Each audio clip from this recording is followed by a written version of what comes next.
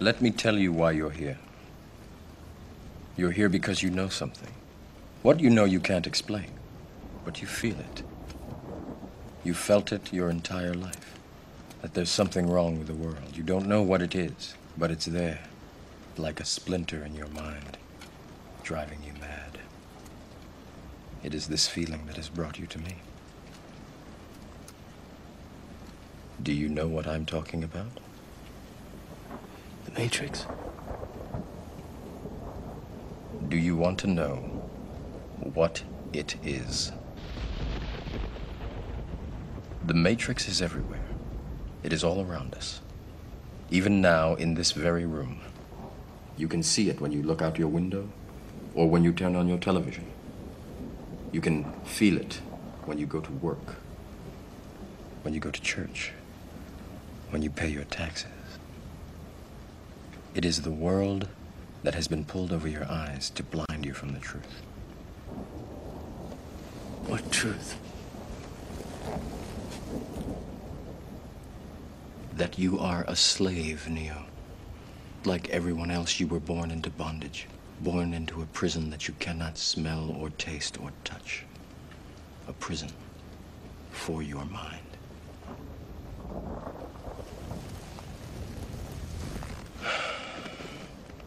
Unfortunately, no one can be told what the Matrix is.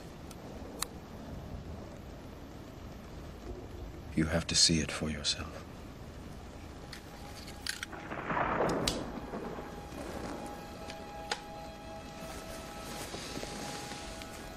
This is your last chance. After this, there is no turning back. You take the blue pill, the story ends. You wake up in your bed and believe whatever you want to believe. You take the red pill, you stay in Wonderland, and I show you how deep the rabbit hole goes.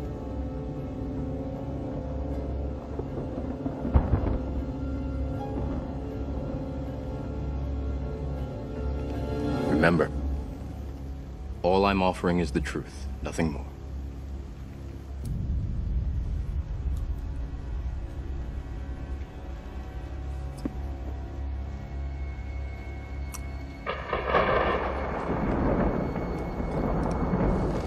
Follow me.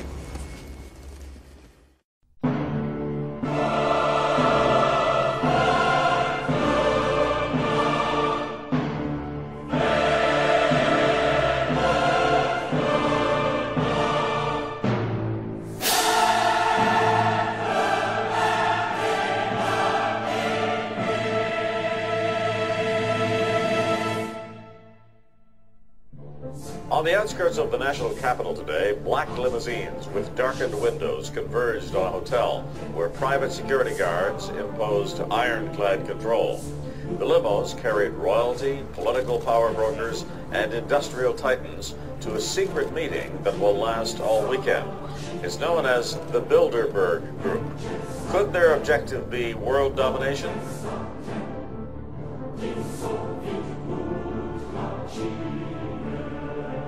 We are opposed around the world by a monolithic and ruthless conspiracy that relies primarily on covert means for expanding its sphere of influence.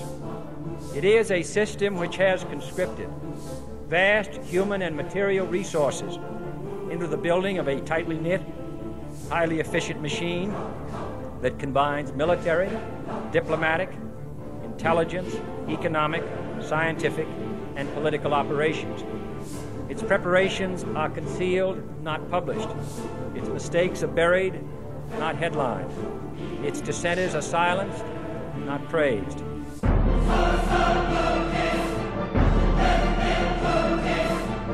Out of these troubled times, our fifth objective, a new world order, can emerge, a new era.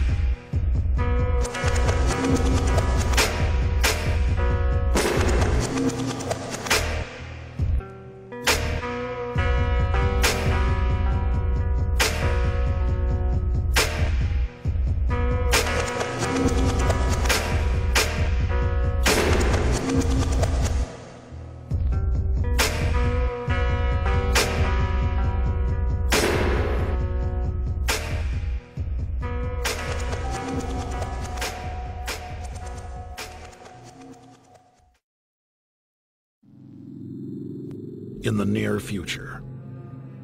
Earth is dominated by a powerful world government. Once free nations are slaves to the will of a tiny elite. The dawn of a new dark age is upon mankind. Countries are a thing of the past. Every form of independence is under attack, with the family and even the individual itself nearing extinction. Close to 80% of the Earth's population has been eliminated. The remnants of a once free humanity are forced to live within highly controlled, compact, prison-like cities. Travel is highly restricted. Superhighways connect the megacities and keep the population from entering into unauthorized zones. No human activity is private. AI supercomputers chronicle and categorize every action. A prison planet dominated by a ruthless gang of control freaks, whose power can never be challenged. This is the vision of the global elite, their goal. A program of total dehumanization, where the science of tyranny is law. A worldwide control grid, designed to ensure the overlord's monopoly of power forever. Our species will be condemned to this nightmare future unless the masses are awakened to the New World Order master plan and mobilized to defeat it.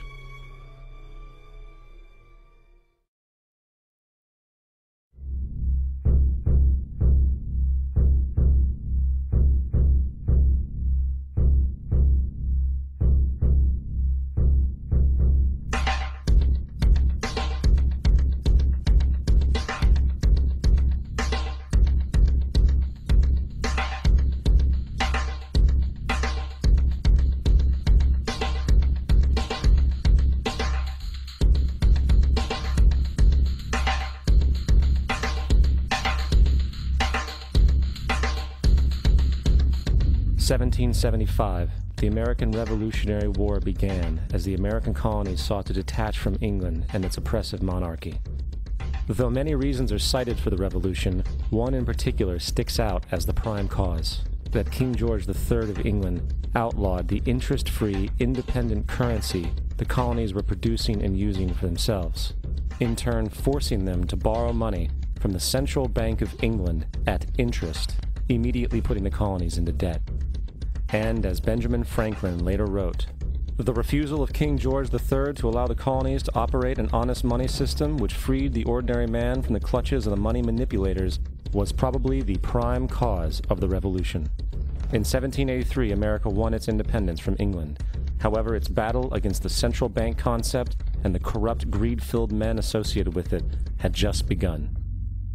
So what is a central bank? A central bank is an institution that produces the currency of an entire nation. Based on historical precedent, two specific powers are inherent in central banking practice: the control of interest rates and the control of the money supply, or inflation. The central bank does not simply supply a government's economy with money, it loans it to them at interest. Then, through the use of increasing and decreasing the supply of money, the central bank regulates the value of the currency being issued. It is critical to understand that the entire structure of this system can only produce one thing in the long run: debt.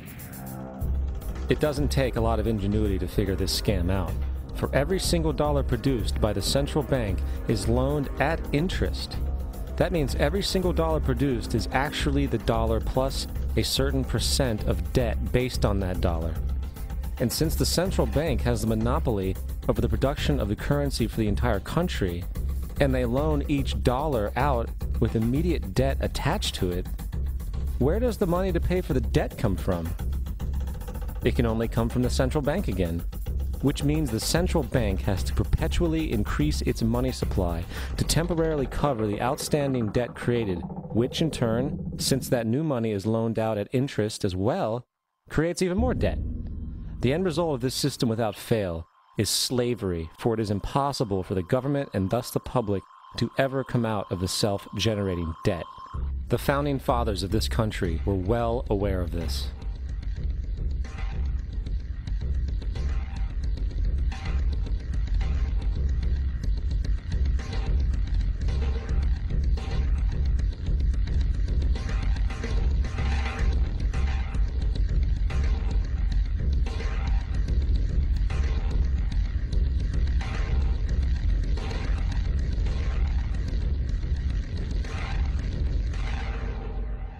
By the early 20th century, the U.S. had already implemented and removed a few central banking systems, which were swindled into place by ruthless banking interests. At this time, the dominant families in the banking and business world were the Rockefellers, the Morgans, the Warburgs, the Rothschilds. And in the early 1900s, they sought to push, once again, legislation to create another central bank. However, they knew the government and public were very weary of such an institution, so they needed to create an incident to affect public opinion. So, J.P. Morgan, publicly considered a financial luminary at the time, exploited his mass influence by publishing rumors that a prominent bank in New York was insolvent or bankrupt. Morgan knew this would cause mass hysteria, which would affect other banks as well. And it did. The public, in fear of losing their deposits, immediately began mass withdrawals. Consequently, the banks were forced to call in their loans, causing the recipients to sell their property, and thus a spiral of bankruptcies, repossessions, and turmoil emerged. Putting the pieces together a few years later, Frederick Allen of Life magazine wrote, "The Morgan interests took advantage to precipitate the panic, guiding it shrewdly as it progressed." Unaware of the fraud, the Panic of 1907 led to a congressional investigation headed by Senator Nelson Aldrich, who had intimate ties to the banking cartels and later became part of the Rockefeller family through marriage. The commission, led by Aldrich, recommended a central bank should be implemented so a panic like 1907 could never happen again. This was the spark the international bankers needed to initiate their plan. In 1910, a secret meeting was held at a J.P. Morgan estate on Jekyll Island off the coast of Georgia. It was there that the central banking bill called the Federal Reserve Act was written. This legislation was written by bankers, not lawmakers. This meeting was so secretive, so concealed from government and public knowledge that the 10 or so figures who attended disguised their names when en route to the island. After this bill was constructed, it was then handed over to their political frontman, Senator Nelson Aldrich, to push through Congress. And in 1913, with heavy political sponsorship by the bankers, Woodrow Wilson became president, having already agreed to sign the Federal Reserve Act in exchange for campaign support. And 2 days before Christmas, when most of Congress was at home with their families, the Federal Reserve Act was voted in, and Wilson in turn made it law. Years later, Woodrow Wilson wrote, in regret,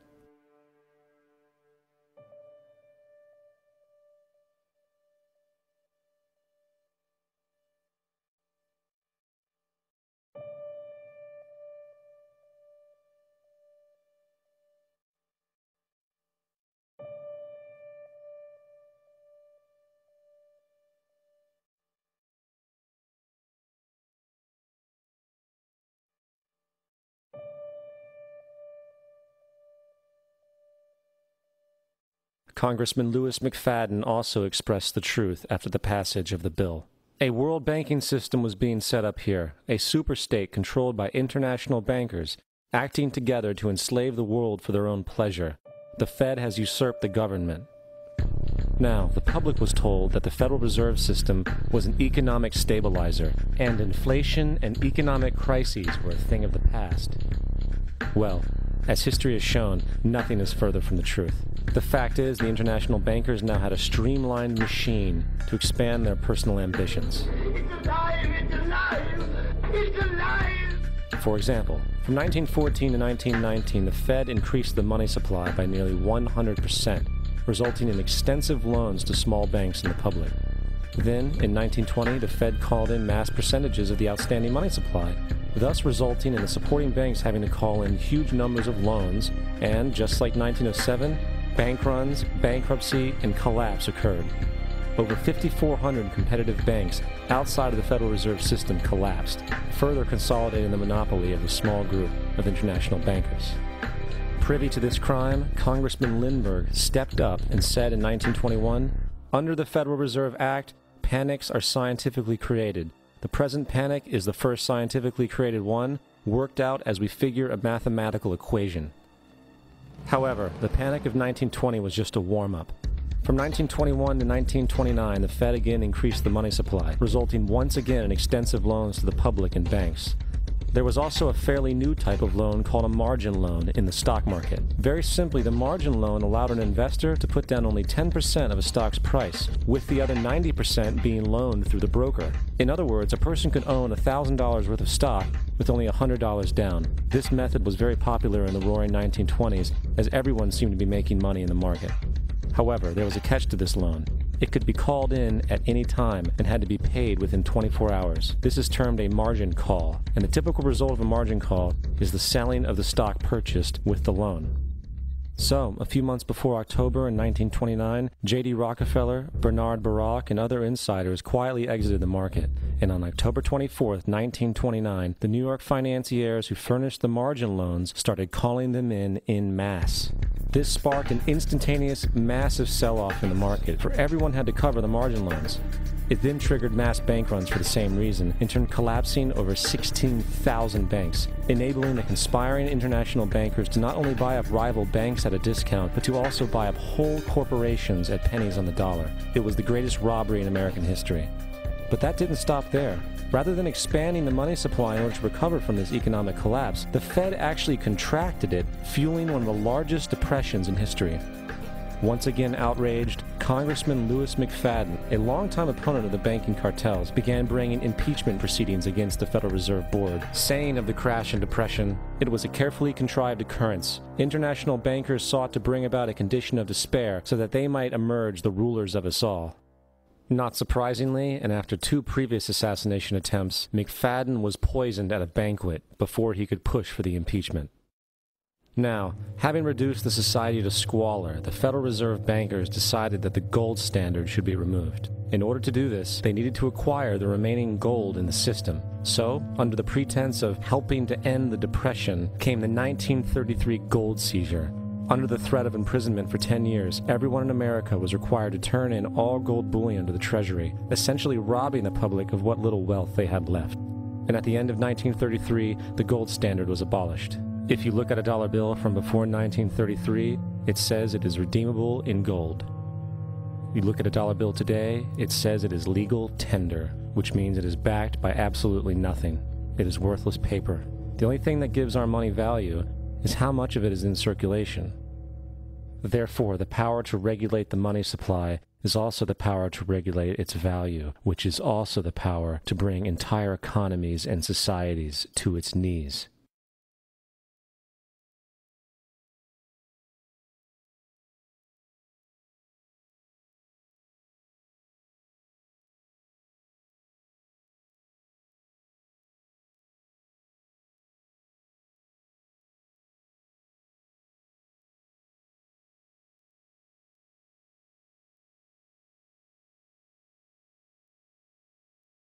They create money out of nothing. What a scam. They have so much money, they don't care about money. All they care about is power. All they care about is being able to control the political situation so it goes their way. After a man has far more money than he possibly can spend for pleasures, what is left to excite him? For those with a ruling class mentality, the answer is power, raw power over other human beings. Money can buy such power only to a point. Beyond that, politics is the sport, and world politics is the ultimate game.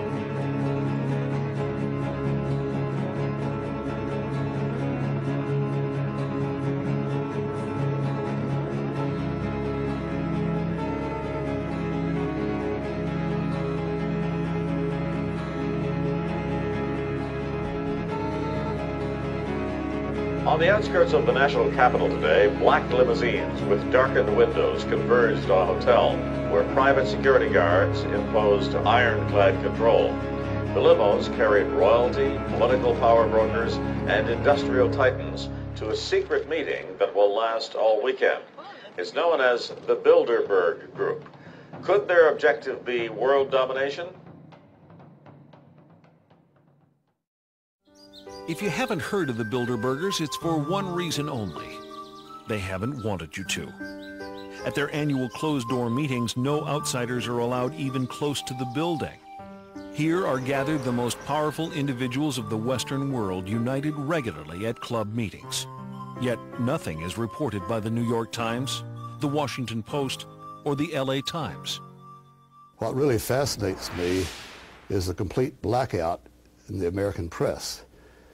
For more than 20 years, I've gone down to the press club every day. I check the wires in their library, mingled with other paper boys, and I asked them the question many times, why, when if 120 film stars or 120 NFL football players met behind locked and guarded doors at a remote location for 3 days, you'd try very hard to penetrate and find out what those movie stars or football players are doing. Well, I had no curiosity at all when 120 of the world's most powerful financial leaders and political leaders meet for 3 days in a remote location behind armed guards in a complete blackout. Well, I had no curiosity. The people who call conspiracy theorists are not the conspiracy theorists themselves. We're talking about facts here. The Bilderberg Group does exist. The Federal Reserve does exist. The people who are members of the Bilderberg Group are also the people who do control the Federal Reserve. These are all facts. In 1954, the elite of the planet met in secret at the Bilderberg Hotel in Oosterbeek, Holland. The Bilderberg Group would later admit that their mission was the formation of the EU. Once the EU was established, under the guise of trade deals, a North American Union and Asian Union would be formed. The three interlocking superstates form the core of the global government, while the United Nations would serve as a world regulatory and enforcement body over the Third World subregions. The Bilderberg Group consists of the heads of all of the managing roundtable groups that steer individual countries. Picture the elite power structure of the world as a giant pyramid, with only the elite of the elite at the tip-top of the capstone. The group has been so secretive that until the mid-1980s, the controlled corporate media denied its existence. Into the late 1990s, coverage only consisted of rare one-line mentions.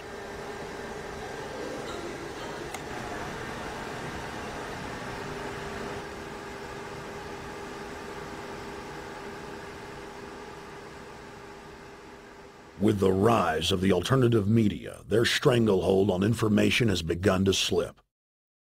What we do hear coming out of those meetings is incredible about the plans of the New World Order to consolidate power.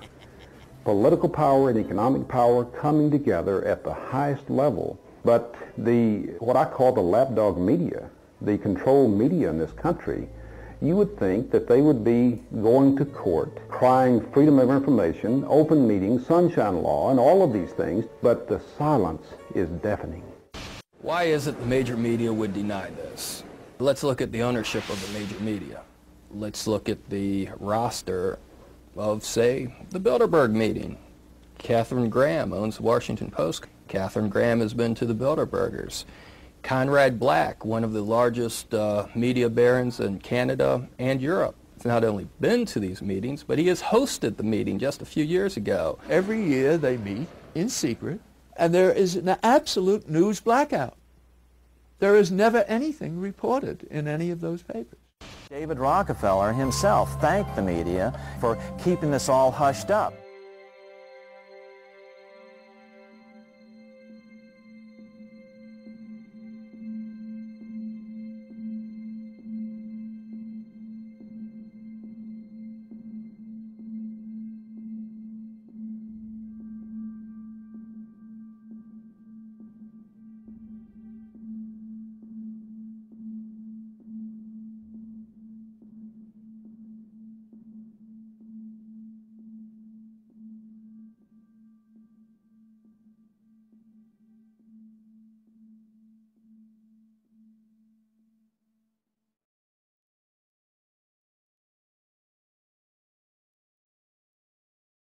first heard about Bilderberg in 1975, and I said, I don't believe it. That's not possible. Who in hell's Bilderberg? I spent 20 happy years with metropolitan newspapers. All the wires are clicking at my ear. That could not happen without me knowing about it. And the thing that first impressed me most was columns in 1957 by the late, great Westbrook Pegler, widely syndicated columnist. He wrote 2 lengthy columns about how approximately 100 leaders of international finance, heads of state, high public officials were meeting behind armed guards and closed doors on Jekyll Island, sealed off. What are these powerful internationalists doing? And why is it so secret? Why do they have armed guards outside? Why is it sealed off? The newspapers totally ignore it. Not a word. Total blackout in the United States. Since then, I've never stopped pursuing Bilderberg, or the whole international gangster organization led by Rockefellers and Rothschilds, as they manipulate the world for their own selfish interest. About 10 have come in.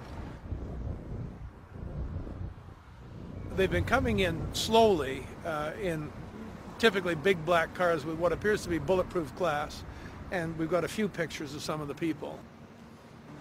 We're being kept well back from the building by an awful lot of security people. But, you know, there'll be more security as this thing develops. Again, just a reminder to stay off the property, okay? I am. This is the line. We checked with the city.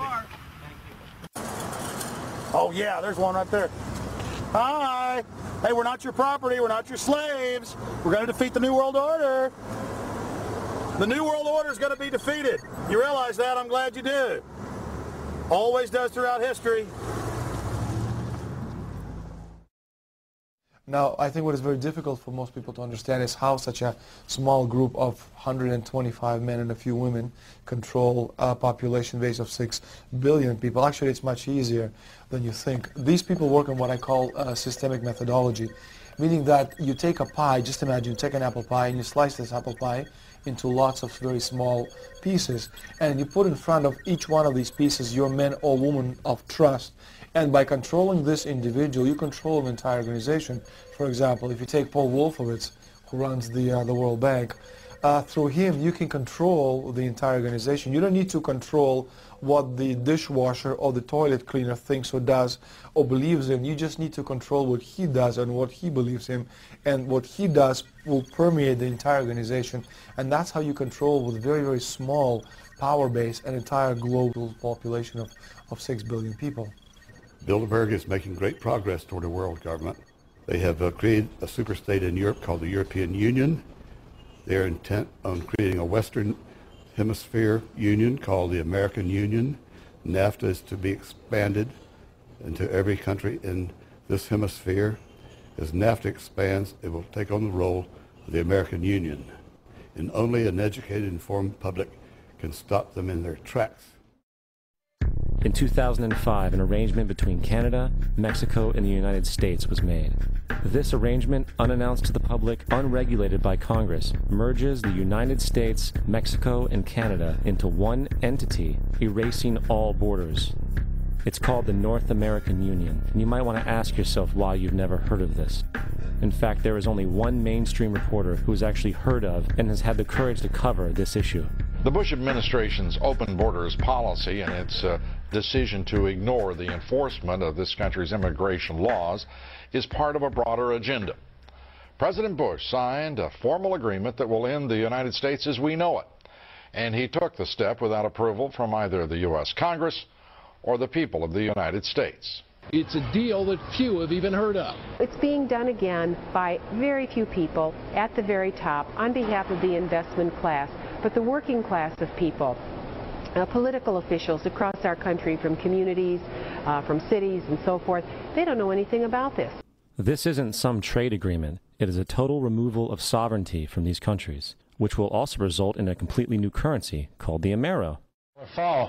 Apart from that, I think one thing people who are dollar-based need to focus on is the Amero. That's the one thing that nobody's talking about that I think is going to have a big impact on everybody's life in Canada, the U.S., and Mexico. The Amero is the proposed new currency for the North American community, which is being developed right now between Canada, the U.S., and Mexico to make a borderless community, much like the EU, and the dollar, Canadian dollar, U.S. dollar, and the Mexican peso replaced by the Amero.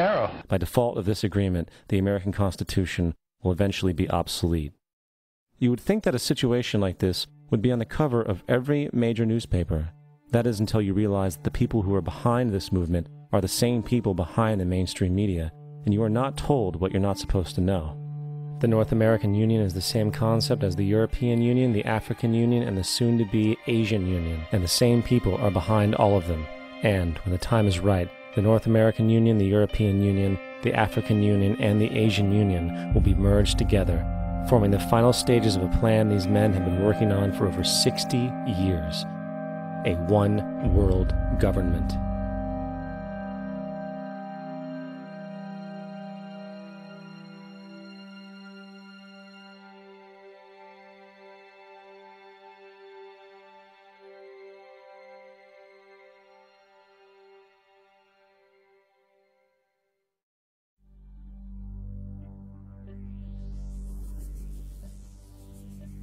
A globalist is someone who believes in globalism, and globalism essentially is the desire for one world government, one world military, one world economy, which on a broad philosophical basis may not be that bad. But the problem is that we are being pushed into globalism by secrecy and by deceit. And nobody's getting a chance to actually consider the ramifications or consider the methodology that's being used to push us into this globalization. And that leads to the $64,000 question. Let's assume that these globalists, and they make no secret about their desire for one world economy, one world government, let's assume that they're successful. What is our guarantee that some new Hitler-like tyrant won't gain control of that worldwide mechanism? The driving force behind globalism is just plain old socialism. Because if they want to control every person in the world, if they're going to take care of you from cradle to grave, if they're going to take care of the education system, they're going to take care of the health system, all of that requires central administration. And the wealthy elite who have the money and the power know that if they can create a one world global social system, that they can control the central authority. In other words, world control, world domination, one of the oldest desires in the history of the world, going all the way back to Alexander the Great. The way that this can be done with a very few people, at the peak, that is because if you look at every organization today, be it a university, a school, a government, a secret society, anything, a multinational company, business of any kind, they're structured as a pyramid, which works like this. In any organization, you've got a very, very few people at the peak of the pyramid. That very few people know exactly what that organization's about, what its real agenda is, what it's really trying to achieve. The further you come down from that peak in any organization, you're meeting more and more and more people who know less and less and less and less about what the organization's really about. They only know their part. The CIA call this compartmentalization, keeping from everyone else in the pyramid how what they're doing in apparent innocence links in with what other people are doing in apparent innocence to produce a very sinister pattern. The Freemasons are a classic example of this. When you say that the Freemason secret society is involved, people think that you must be saying that every Freemason wants to manipulate the world to global dictatorship. Utterly ridiculous. Of course they don't. But if you look at the Freemason structure, the vast overwhelming majority of Freemasons in the world they never get higher than the bottom 3 levels of degree, the overwhelming majority. But in the Scottish rite of Freemasonry, which pervades much of world politics, particularly in America and other areas, there's another 30 degrees above that, to the 33rd degree, which the vast majority of Freemasons never get near. And there's another 13 levels not officially accepted to exist, which some people call Illuminati degrees, which at that level, the Freemason secret society is in a different universe to the part where the vast majority of Freemasons exist, right down here. Compartmentalization. This is how it works. So every one of these institutions that control the direction of the world and our daily lives is a pyramid. The banking system is a pyramid. You go into the local bank, the person you meet across the counter won't even know what's going on in the bank manager's office behind them, let alone what's going on at board level and higher. So the banking system is a pyramid going to a peak. The intelligence agency network in the world is a pyramid going to a peak. The multinational company network is a pyramid. So is the global media, and so on. And there is a global pyramid within which all these work, in which the peaks of all these individual pyramids, banking, business, media, etc., fuse into one peak. And up there, it's speculated by many people, there perhaps may be no more than 13 families, 13 people at the peak, pervading down through these different levels the same basic policy, which is pushing the world towards more and more centralization of power. There is this like cozy little myth that is perpetuated between politicians and the media. Politicians walk the world stage as if they are the final arbiters of power in the world. So when a president speaks, the cameras run and it's flashed around the world, prime ministers and such like. The media report the world as if presidents and prime ministers are the final arbiters and decision makers in the world, which means that the people above the level of presidents and prime ministers that really make the decisions, they're never looked at or exposed by the mainstream media because they're not accepted to exist.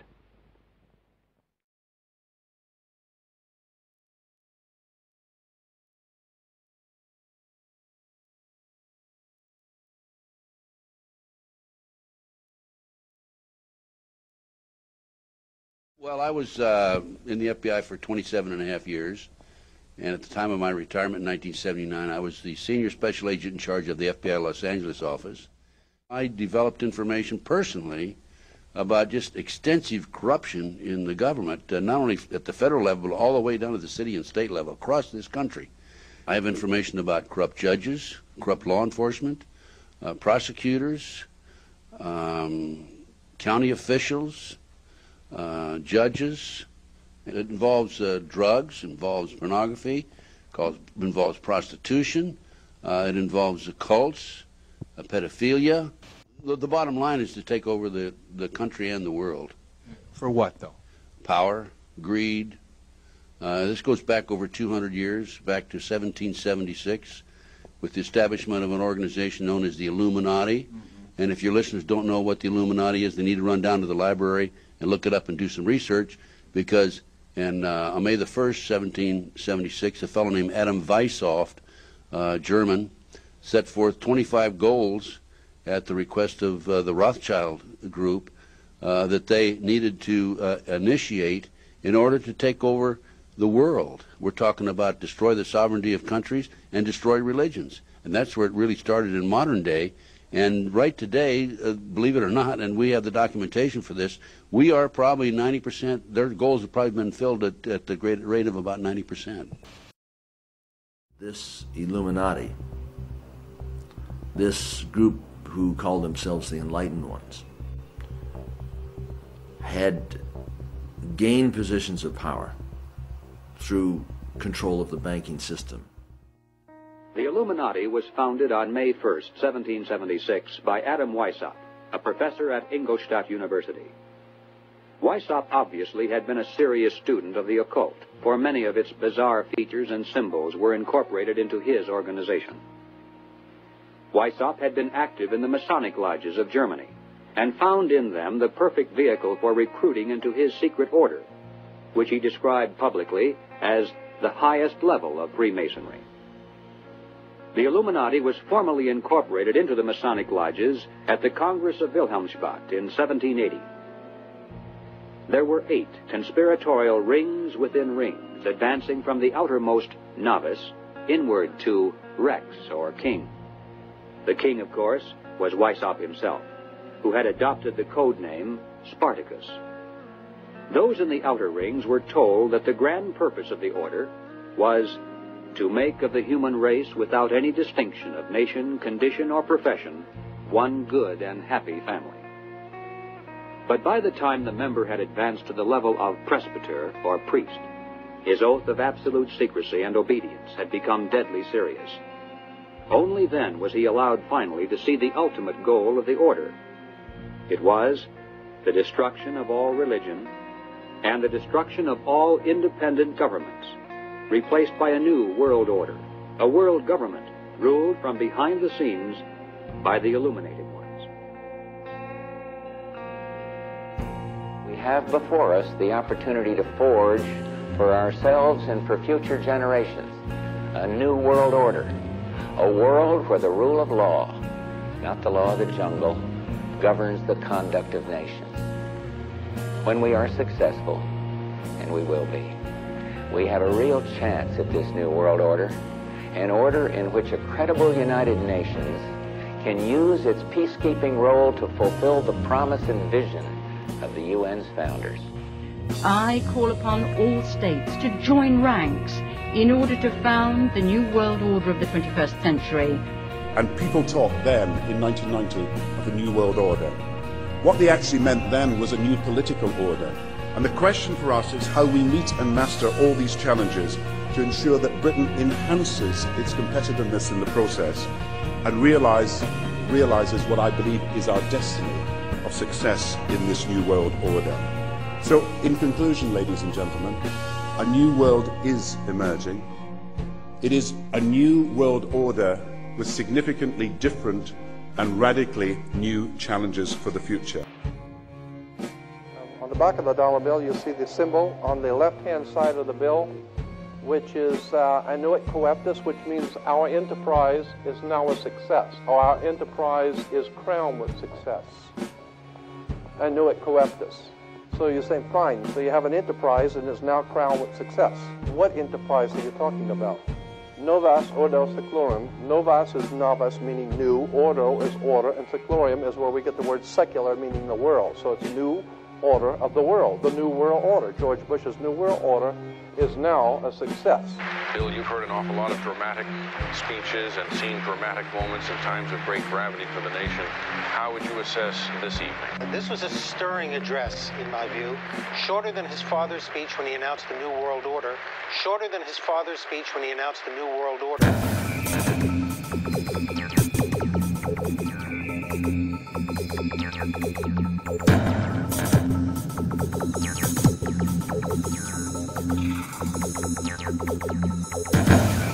1934 is when the Federal Reserve actually finally took total control of the United States monetary system, and that's when they said it is now a success, because this is a symbol, this is an emblem of a secret society of Freemasons called the Illuminati, the German Bavarian Illuminati.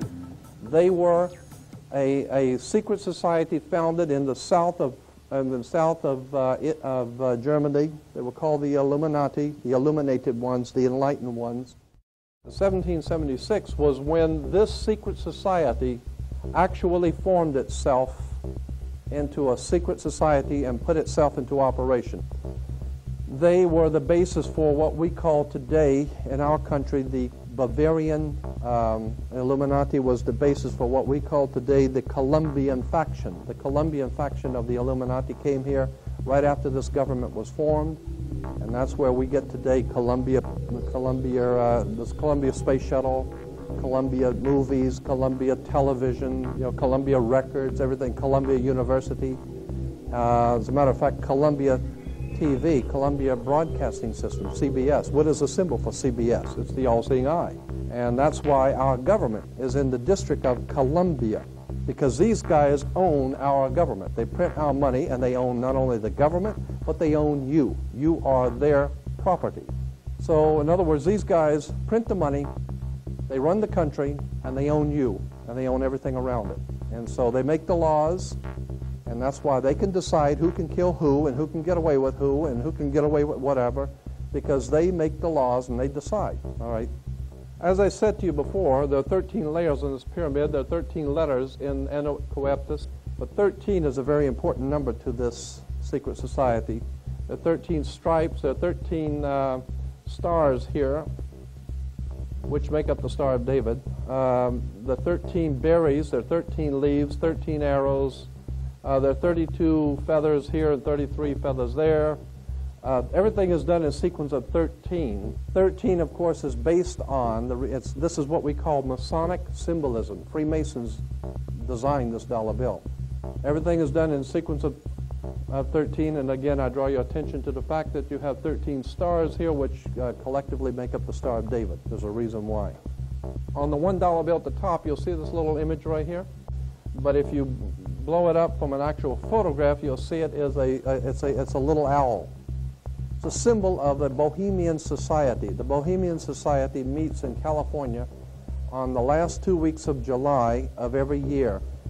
I have pictures showing all of the presidents, all of the living presidents, excluding the new one, but all of the living presidents at Bohemian Grove in Northern California, and they're all wearing red and black Ku Klux Klan dress type of regalia, like the Ku Klux Klanners, with the pointed headdress and everything.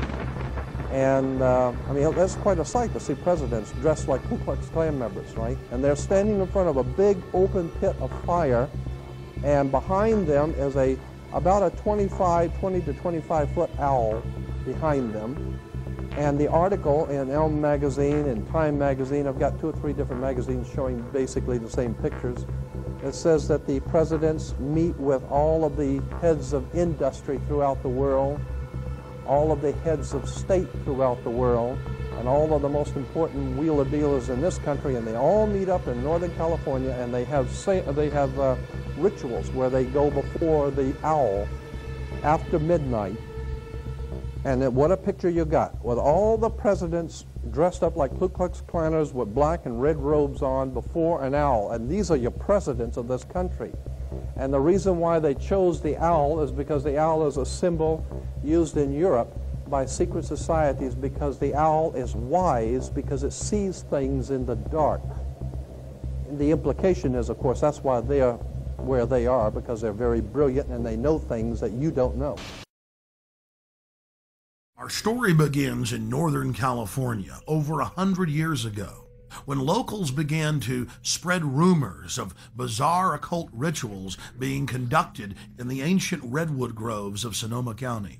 As the decades passed, it became clear these incredible stories had a basis in truth, and their source was a 2,700-acre private club known as the Bohemian Grove. Then, in a time period between the mid-1970s and the early 1990s, scores of reporters attempted to infiltrate the Grove. All attempts were unsuccessful. Grove security identified them, threw them out for trespassing, or in some cases, had the local police arrest them. To many, it seemed the Grove's secrets would never become public. All of that changed on July 15th, 2000, when we ripped aside the veil of secrecy and were successfully able to penetrate the Bohemian Grove on their high holy day and videotape the cremation of care ritual.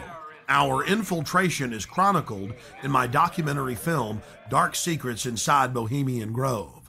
As the news spread across the planet that the Bohemian Grove had been blown wide open and that their secrets were public, the people were amazed. They were amazed to learn that many U.S. presidents and British prime ministers, German chancellors, the Hollywood elite, the heads of business and academia, Federal Reserve chairmen were traveling to the Grove each year and that presidents had been going there since the turn of the last century in 1900. They were shocked by each new revelation of ritualistic depravity.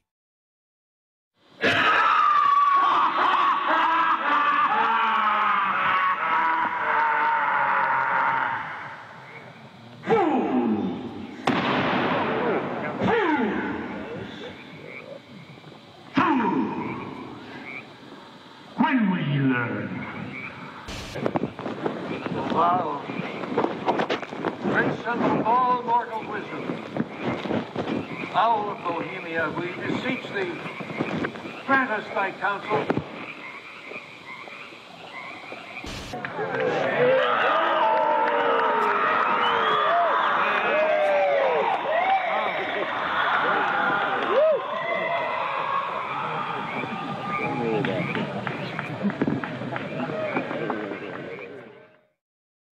One last question.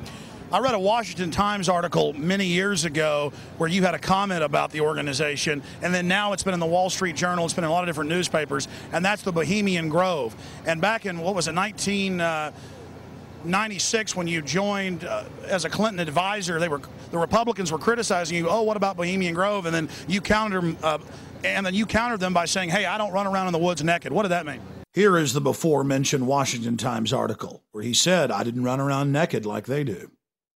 I don't know what quote you're referring to. I'm not aware of any quote like that.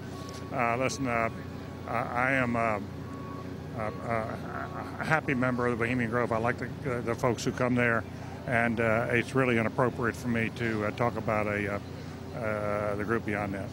Thank you. Have you been there for the ceremony with the cremation of care? Frankly, I don't think that's something I need to talk to you about. Really? That's right. Well, I'm Alex Jones, and I snuck in there in 2000. I'm the guy that blew it wide open and got the video. It's been on national TV. Well, I just respect you for that.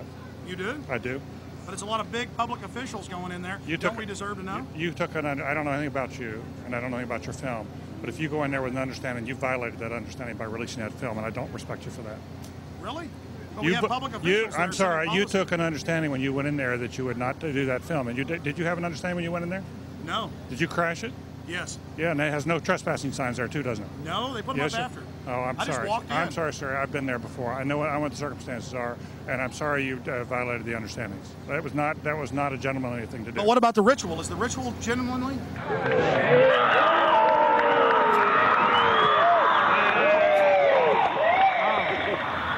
Sir, everything. I don't owe you this comment. I know. I appreciate it. This is what's called ambush journalism, and I disrespect you for that as well. So thank you and goodbye. Have you ever been in the ritual? It's none of your damn business. Oh, that's right. Listen. You go around and make understandings with people and violate them. You ambush people on the streets, and that's inappropriate form of journalism. If you wish to practice that, that's fine, but don't ask others to respect you for it. If you want to, you can do. You're free American, like anything you want. If you want to be uncivil and rude and ungentlemanly, that's up to you. But don't expect the rest of us to say, "Oh, well, you're there, Mr. Gergen." I'm sorry, nobody sets policy in there. We try to be gentlemen, and obviously, you don't belong there. Weaving spiders come out here. Yeah, that is a three-pointer. Woo! Look how strangely he behaved when we brought it up. Why is he acting so secretive? And why did he get so angry when he discovered that we'd snuck in? You see, they take it very, very seriously. This is one of the hallmarks of the occult and secret societies. The word occult means secret. Secrecy is part of their religion. They revel in it. And when it's violated, they become extremely angry. Our social lives, going to the football game or the PTA, a little bit different than your average world leader or corporation chief. No, in their spare time, they worship Moloch and do mock human sacrifices. We just need to get used to that and accept them as our leaders. Think about it. If your neighbor was engaging in mock human sacrifices to Moloch, the demon idol that was worshipped all over the Mediterranean and the Middle East, would you let that neighbor walk your dog or house sit, or how about babysit your children, or be in control of the nuclear launch codes? Well, let me give you a revelation. They are in control of the national deficit, of Congress, of your bank account, of your local police department, and they see you as cattle, as their slaves.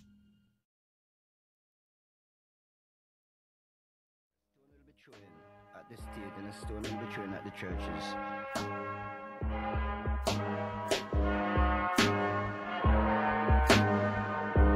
Witnessed some kind of secondary follow-up explosion. 10 o'clock Eastern Time this morning, just collapsing on itself. We have no idea what caused this. Right now, police have to determine is whether that explosion was caused from the initial impact of the plane or whether it was something that was exploded on the ground. Generally speaking, for a building to collapse in on itself like that, it would seem to indicate that there could have been an explosion, a bomb planted on the ground that would make the building collapse within itself. If you wish to bring anybody who's ever watched a building being demolished on purpose knows that if you're going to do this, you have to get at the under infrastructure of a building and bring it down. The Twin Towers were composed of 200,000 tons of steel, 425,000 cubic yards of concrete, 103 elevators, 43,600 windows, 60,000 tons of cooling equipment, and a 360-foot television antenna. The core of each tower was 87 by 133 feet, comprised of 47 box columns 36 by 16 inches thick. Were the Twin Towers brought down as a result of the airplanes that struck them and the fires that followed, or were they brought down in a controlled demolition? Where would people get an idea like that? Pancake theory, according to which the fires, while not melting the steel, heated it up sufficiently to cause the floors weakened by the airplane strikes to break loose from the steel columns, and this started a chain reaction. So you would expect then from that theory, which is the official theory, to see a whole stack of floors piled up on top of each other and then a spindle of core columns standing too. The core of each of the Twin Towers consisted of 47 massive steel columns. If the floors had broken loose from them, these columns would have still been sticking up into the air 1,000 feet. The plane did not cut all those core columns. We designed the buildings to take the impact of the Boeing 707 hitting the building at any location. The building probably could sustain multiple impacts of jetliners. That the plane flew straight into the building. Through him, right. Yeah. So you're saying that the building was actually designed to cope with a hole like that and still survive? Yeah, it was. If you had dropped, say, a billiard ball from the top of the World Trade Center, 110 floors up there, it would have taken 8 to 10 seconds to hit the ground, encountering no resistance whatsoever. The Twin Towers came down in nearly free fall speed. 200,000 tons of steel shatters and explodes outwards over 500 feet. This means that floors shattered at an average rate of about 10 floors per second. There is no scenario for a pancake effect of buildings falling that allows them to fall at the rate of free fall. Now what can do that? What can move mass out of the way? Explosives.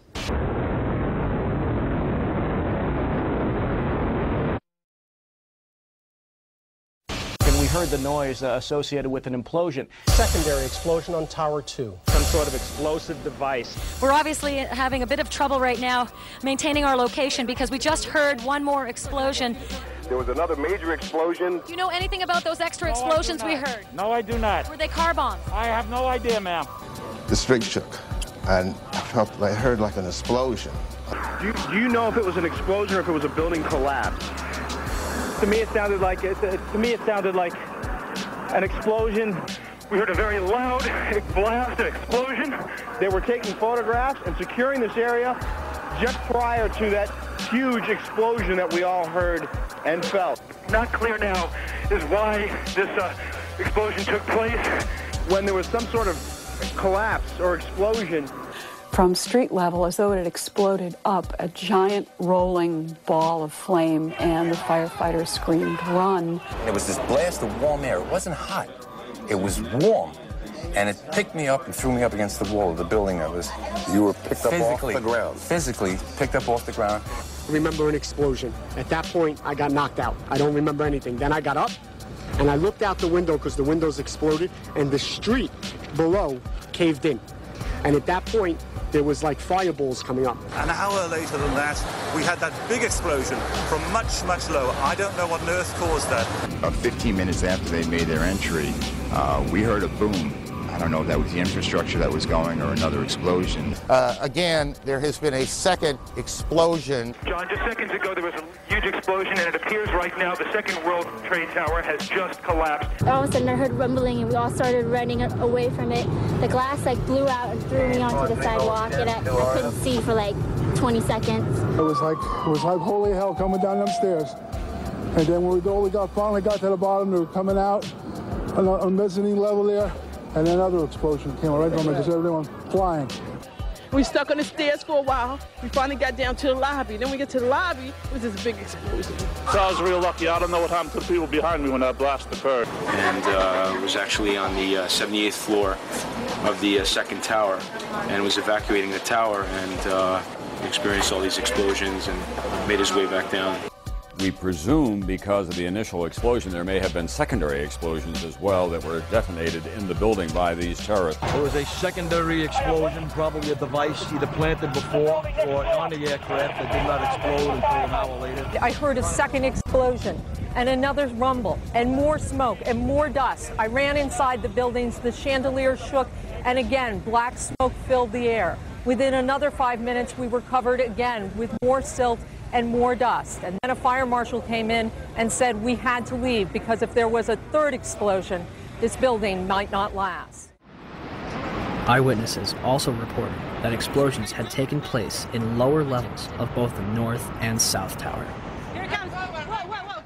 They were having coffee in the World Trade Center when the first plane struck. And all of a sudden it sounded like, I don't know where the subway is, but it sounded like a subway collision, a bomb, and it was just pounding, boom, boom, boom, and I literally thought the subway had exploded. And the ladies that are with me were in the World Trade Center in the first building and escaped through the lobby where they report they believe there was a bomb in the lobby. Just get out of the tunnel and the blue. The subway tunnel? Yeah. Yes, I was right there. I was down in the basement, came down, all of a sudden the elevator blew up, smoke. I dragged the guy out, his skin was hanging off, and I dragged him out, and I helped him out to the ambulance. And when I got up to the concourse level, it was just like gunfire, and then just three big explosions. And even the turnstile was burnt and was sticking up, and they just told us to run. I heard the first explosion, and the elevator blew up. And as we were coming out, we passed the lobby. There was no lobby. So I believe the bomb hit the lobby first, and a couple of seconds then the first plane hit. Our office was on the B1 level. As I was talking to a supervisor at 8:46, and all of a sudden we hear, boom! An explosion so hard that pushed us upwards. And it came from the basement between the B2 level and the B3 level. And when I went to verbalize, we hear, boom! The impact of the plane on the top. As I'm walking by the main freight corridor building in the corridor, that's when I got blown. I mean, the impact of the explosion threw me to the floor, and that's when everything started happening. All of a sudden, a big impact happened again, and all the ceiling tile was falling down, the light fixtures were falling. You know, you got to go clear across the whole from 1 to 2 World Trade Center. And then all of a sudden, it happened all over again. Something else hit us to the floor. Right in the basement, you felt it. Walls were caving in, everything that was going on. I mean, I know of people that got killed in the basement. I know of people that got broken legs in the basement. People that got reconstructive surgery because the walls hit them in the face. On 9/11, New York City lost 343 firefighters at the World Trade Center. Since they were the ones inside the towers before and as they collapsed, I'd say they've got a pretty good grasp on what happened. So what does the FDNY think? I went around by the freight elevator and I could see it was just blown. It was just a giant shit. 30th floor. We hear another explosion. And at that time we heard a huge explosion. Firefighter Louis Caccioli told People Weekly, "I was taking firefighters up in the elevator to the 24th floor to get in position to evacuate workers. On the last trip up, a bomb went off. We think there were bombs set in the building." For more than a year, the Port Authority blocked the release of a tape of firefighters' transmissions from the World Trade Center on 9/11. In November 2002, the tape was finally released to the New York Times and other news outlets. Why did it take so long to get the tape released? I got an eyewitness who said there was an explosion on floor 7-8. 7-8. We just had another explosion. Warren Street because of the secondary explosion. We've got numerous people covered with dust from the secondary explosion. And we got another explosion on the tower, 1013. Tower 2 has had a major explosion and what appears to be a complete collapse surrounding the entire area. Who's involved in the secondary explosion at Tower 1K? I've got 5. It was like crossing the wars. There was nobody there. Where the fuck? What do we do? We made it outside. We made it about a block. We made it at least 2 blocks, and we started running floor by floor instead of popping out. It was if they had detonated. If they were planned to take down a building. Boom, boom, boom, boom, boom, boom, boom, boom. All the way down. I was watching it and running. One eyewitness was standing among a crowd of people on Church Street, 2.5 blocks from the South Tower, when he saw a number of brief light sources being emitted from inside the building between floors 10 and 15. He saw about 6 of these flashes, accompanied by a crackling sound before the tower collapsed. You heard a big explosion before the building fell? I saw it as it was happening, and it sounded as if you had 100 of those little black cat firecrackers and you lit them all off at once. That's what it sounded like. It sounded like the finale of the 4th of July over the East River.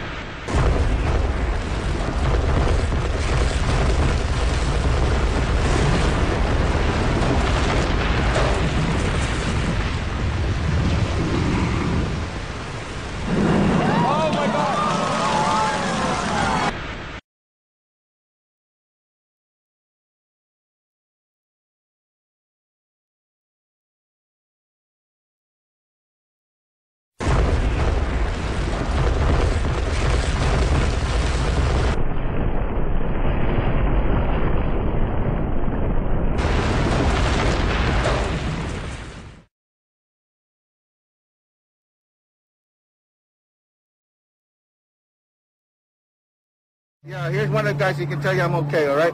Here, hold on. You want to call your mother or something? You gotta get back. I know that. You gotta get back. All right. The 4-1 should have taken a couple of companies that they were leaving back to us that were stuck in the tunnel.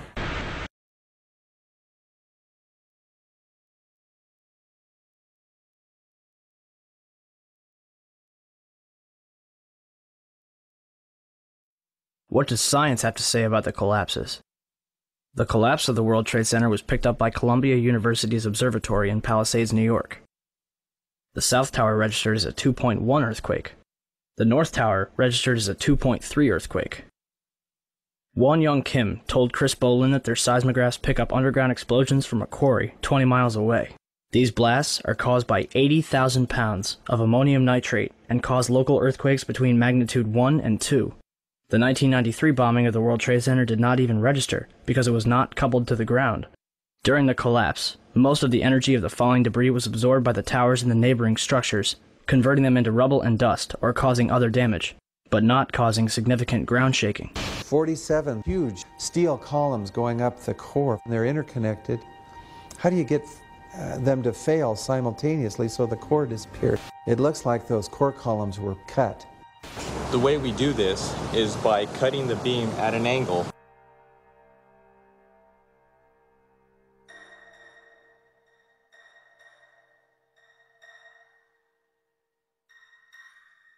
And our conclusion is that the building should not have fallen that rapidly if indeed fire caused the collapse. And in fact, there's one mechanical engineer, Gordon Ross, in the Journal of 911 Studies, who's done a thorough analysis based on conservation of momentum. If the official story was correct, then the heating that was supposed to cause the failure would have been a much slower event, and it would have been an asymmetric event. For the tower to collapse straight down onto itself flies in the face of what we know about steel and how steel behaves. When we have a failure in one area, then the failures tend to continue within that area, and you'd see an asymmetric collapse. Possibly the upper section falling off, as it twisting away from the tower and falling off. But it's very unusual to see the upper section falling straight through the path of the greatest resistance, which was straight down through the middle of the tower. It just does not add up. Steel beams weighing up to 200,000 pounds were thrown laterally up to 500 feet. A cross-section from the World Trade Center weighing approximately 300 tons was embedded in the southeastern corner of the American Express building. This piece would have had to travel at least 390 feet, maintaining enough kinetic energy to embed itself in the corner of the building. What we should have seen in the debris pile was a pyramidal shape. If it had been a gravity-driven collapse, we would have seen a roughly pyramidal shape or a conic shape. What we actually did see was a massive ejection of dust and debris and large sections of steel from well away from the towers, tens of meters away from the towers. That's hard to see a reason for that within a gravity-driven collapse. Do you still think the jet fuel brought down the World Trade Center? In all the videos of the collapses, explosions can be seen bursting from the building 20 to 30 stories below the demolition wave. Here,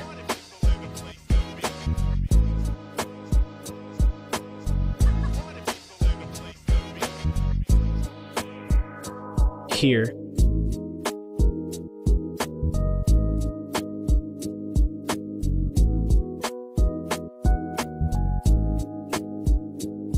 here,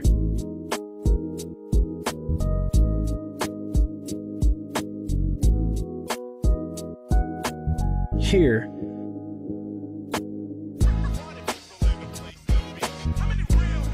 here,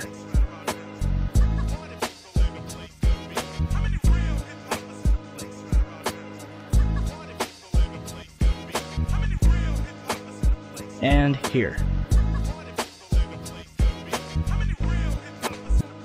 Etienne Sauret was filming her documentary, World Trade Center, the first 24 hours, and caught both collapses on tape. Watch carefully.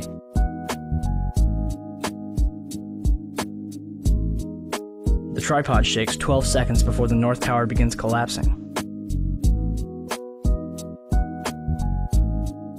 And something is knocked off the right-hand side of the building.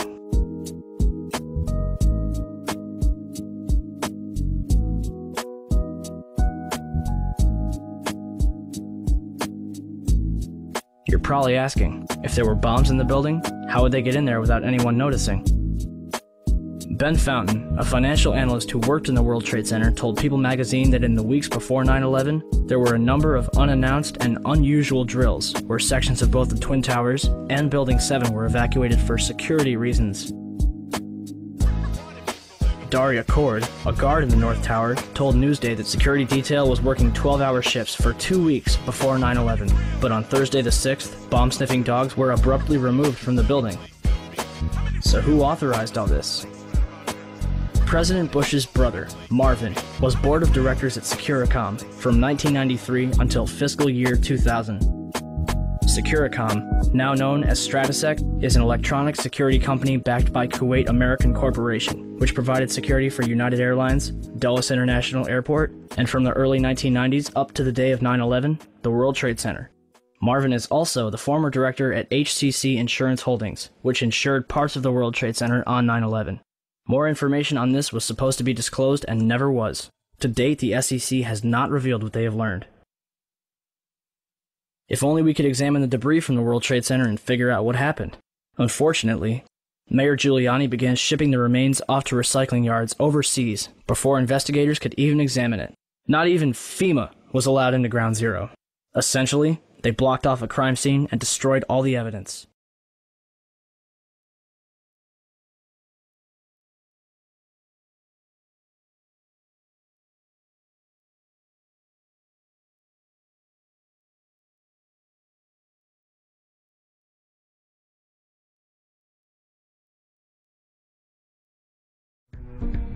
Since the inception of the Federal Reserve in 1913, a number of large and small wars have commenced. The three most pronounced were World War I, World War II, and Vietnam. World War I. In 1914, European wars broke out centered around England and Germany. The American public wanted nothing to do with the war. In turn, President Woodrow Wilson publicly declared neutrality. However, under the surface, the U.S. administration was looking for any excuse it could find to enter it. In a noted observation by Secretary of State William Jennings, the large banking interests were deeply interested in the World War because of the wide opportunities for large profits. It's important to understand that the most lucrative thing that can happen for the international bankers is war, for it forces the country to borrow even more money from the Federal Reserve Bank at interest. Woodrow Wilson's top advisor and mentor was Colonel Edward House, a man with intimate connections with the international bankers who wanted in the war.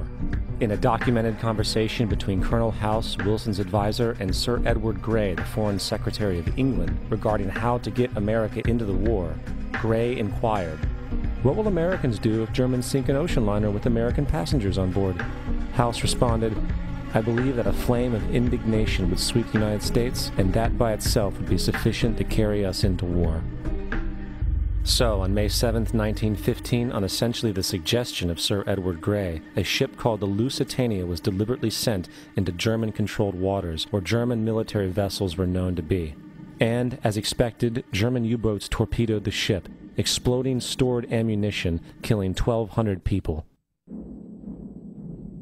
To further understand the deliberate nature of this setup, the German embassy actually put advertisements in the New York Times telling people that if they boarded the Lusitania, they did so at their own risk, as such a ship sailing from America to England through the war zone would be liable to destruction. In turn, and as anticipated, the sinking of the Lusitania caused a wave of anger among the American population, and America entered the war a short time after. The First World War caused 323,000 American deaths. J.D. Rockefeller made $200 million off of it. Not to mention the war cost about $30 billion for America, most of which was borrowed from the Federal Reserve Bank at interest, furthering the profits of the international bankers. World War II. On December 7, 1941, Japan attacked the American fleet at Pearl Harbor, triggering our entry into that war. President Franklin D. Roosevelt declared the attack was a day that will live in infamy. A day of infamy indeed, but not because of the alleged surprise attack on Pearl Harbor. After 60 years of surfacing information, it is clear that not only was the attack on Pearl Harbor known weeks in advance, it was outright wanted and provoked. Roosevelt, whose family had been New York bankers since the 18th century, whose uncle Frederick was on the original Federal Reserve Board, was very sympathetic to the interests of the international bankers, and the interest was to enter the war, as we've seen, nothing is more profitable for international bankers than war. In a journal entry by Roosevelt's Secretary of War Henry Stimson, dated November 25, 1941, he documented a conversation he had with Roosevelt. The question was, how should we maneuver them into firing the first shot? It was desirable to make sure the Japanese be the ones to do this, so that there should remain no doubt as to who were the aggressors. In the months leading up to the attack on Pearl Harbor, Roosevelt had done almost everything in his power to anger the Japanese, showing a posture of aggression. He halted all of Japan's imports of American petroleum. He froze all the Japanese assets in the United States. He made public loans to nationalist China and supplied military aid to the British, both enemies of Japan in the war, which, by the way, is completely in violation of international war rules. And on December 4th, 3 days before the attack, Australian intelligence told Roosevelt about a Japanese task force moving towards Pearl Harbor. Roosevelt ignored it. So, as hoped and allowed, on December 7th, 1941, Japan attacked Pearl Harbor, killing 2,400 soldiers. Before Pearl Harbor, 83% of the American public wanted nothing to do with the war. After Pearl Harbor, 1 million men volunteered for the war. It is important to note, Nazi Germany's war effort was largely supported by two organizations, one of which was called IG Farben. IG Farben produced 84% of Germany's explosives, and even the Zyklon B used in the concentration camps to kill millions. One of the unspoken partners of IG Farben was J.D. Rockefeller's Standard Oil Company in America. In fact, the German Air Force could not operate without a special additive patented by Rockefeller's Standard Oil. The drastic bombing of London by Nazi Germany, for example, was made possible by a $20 million sale of fuel to IG Farben by the Rockefeller Standard Oil Company. This is just one small point on the topic of how American business funded both sides of World War II. One other treasonous organization worth mentioning is the Union Banking Corporation of New York City. Not only did it finance numerous aspects of Hitler's rise to power, along with actual materials during the war, it was also a Nazi money laundering bank, which was eventually exposed for having millions of dollars of Nazi money in its vaults. The Union Banking Corporation of New York was eventually seized for violations of the Trading with the Enemy Act.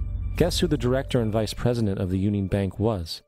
Prescott Bush, our current president's grandfather, and of course our former president's father. Keep that in mind when considering the moral and political dispositions of the Bush family. Vietnam.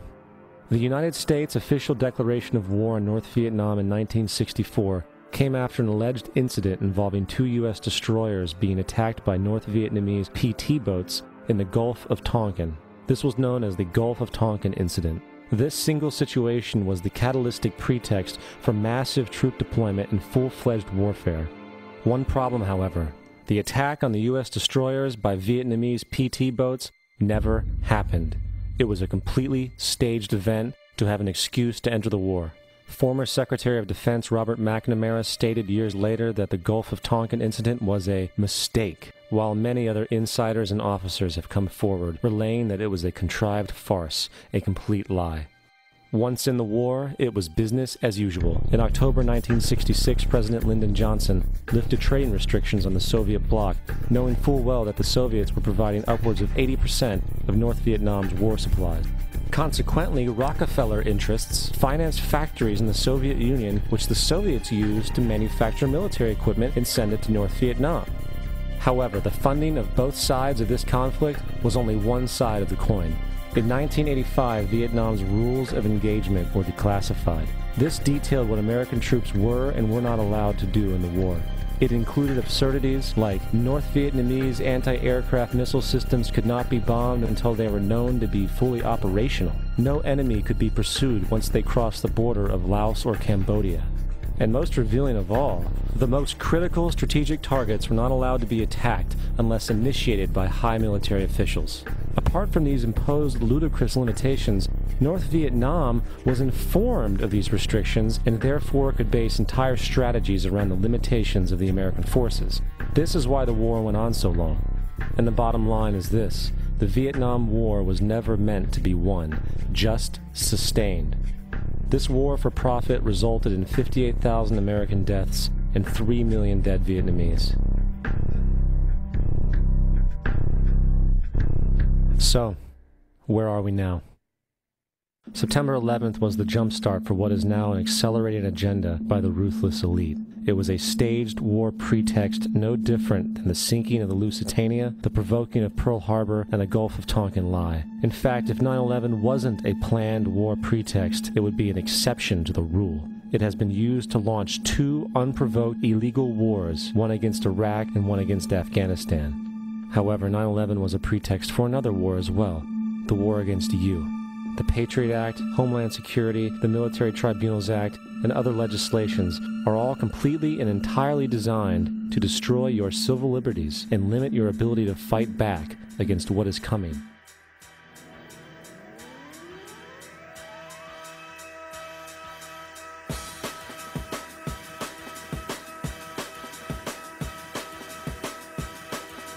September 11, September 11, September 11, September 11, September 11, September 11, September 11, September 11, September 11, September 11, September 11, September 11, September 11, September 11, September the 11th, September the 11th. Evil killers, Taliban, Al-Qaeda, Osama bin Laden. War and danger. Weapons of mass destruction. Terror, terror, terror, terror, terror, terrorism, terrorism, terrorism, terrorism, terrorism, terrorism, terrorism, terrorism, terrorism, terrorism, terrorism, terrorism, terrorism, terrorism, terrorism, global terrorism, global terrorism, world terrorism, global terrorism, global terrorism, global terrorism, global terrorism, the terrorists, terrorists, terrorists, terrorists, terrorists, terrorists, terrorists, terrorists, terrorists, terrorists, terrorists, terrorists, terrorists, terrorists, terrorists, terrorists, terrorists, terrorists, the evil terrorists. Terrorism. The words are hypnotically repeated. Terrorism, terrorist, terrorist threat, and of course, believed to be linked to Al-Qaeda. But it's the so-called war on terrorism that's in our faces practically 24/7 as the inescapable focus of our existence. One day, our grandchildren will look back on this time and ask, how was the war on terror won? The entire U.S. ruling class, ruling elite, comes to see terrorism as the preferred means, indeed the only means, to provide social cohesion, to provide an enemy image for the society to keep it together. According to neocon theory from Carl Schmitt, you have to have an enemy image in order to have a society. It's a very dangerous thing, because now it means that the entire social order, the political parties, intellectual life, politics in general, all based on a monstrous myth. Monstrous myth. So there was no network? No. No. Probably not. We invented it. Invention's too strong a term. I think we projected it. We projected our own worst fears, and that what we see is a fantasy that's being created.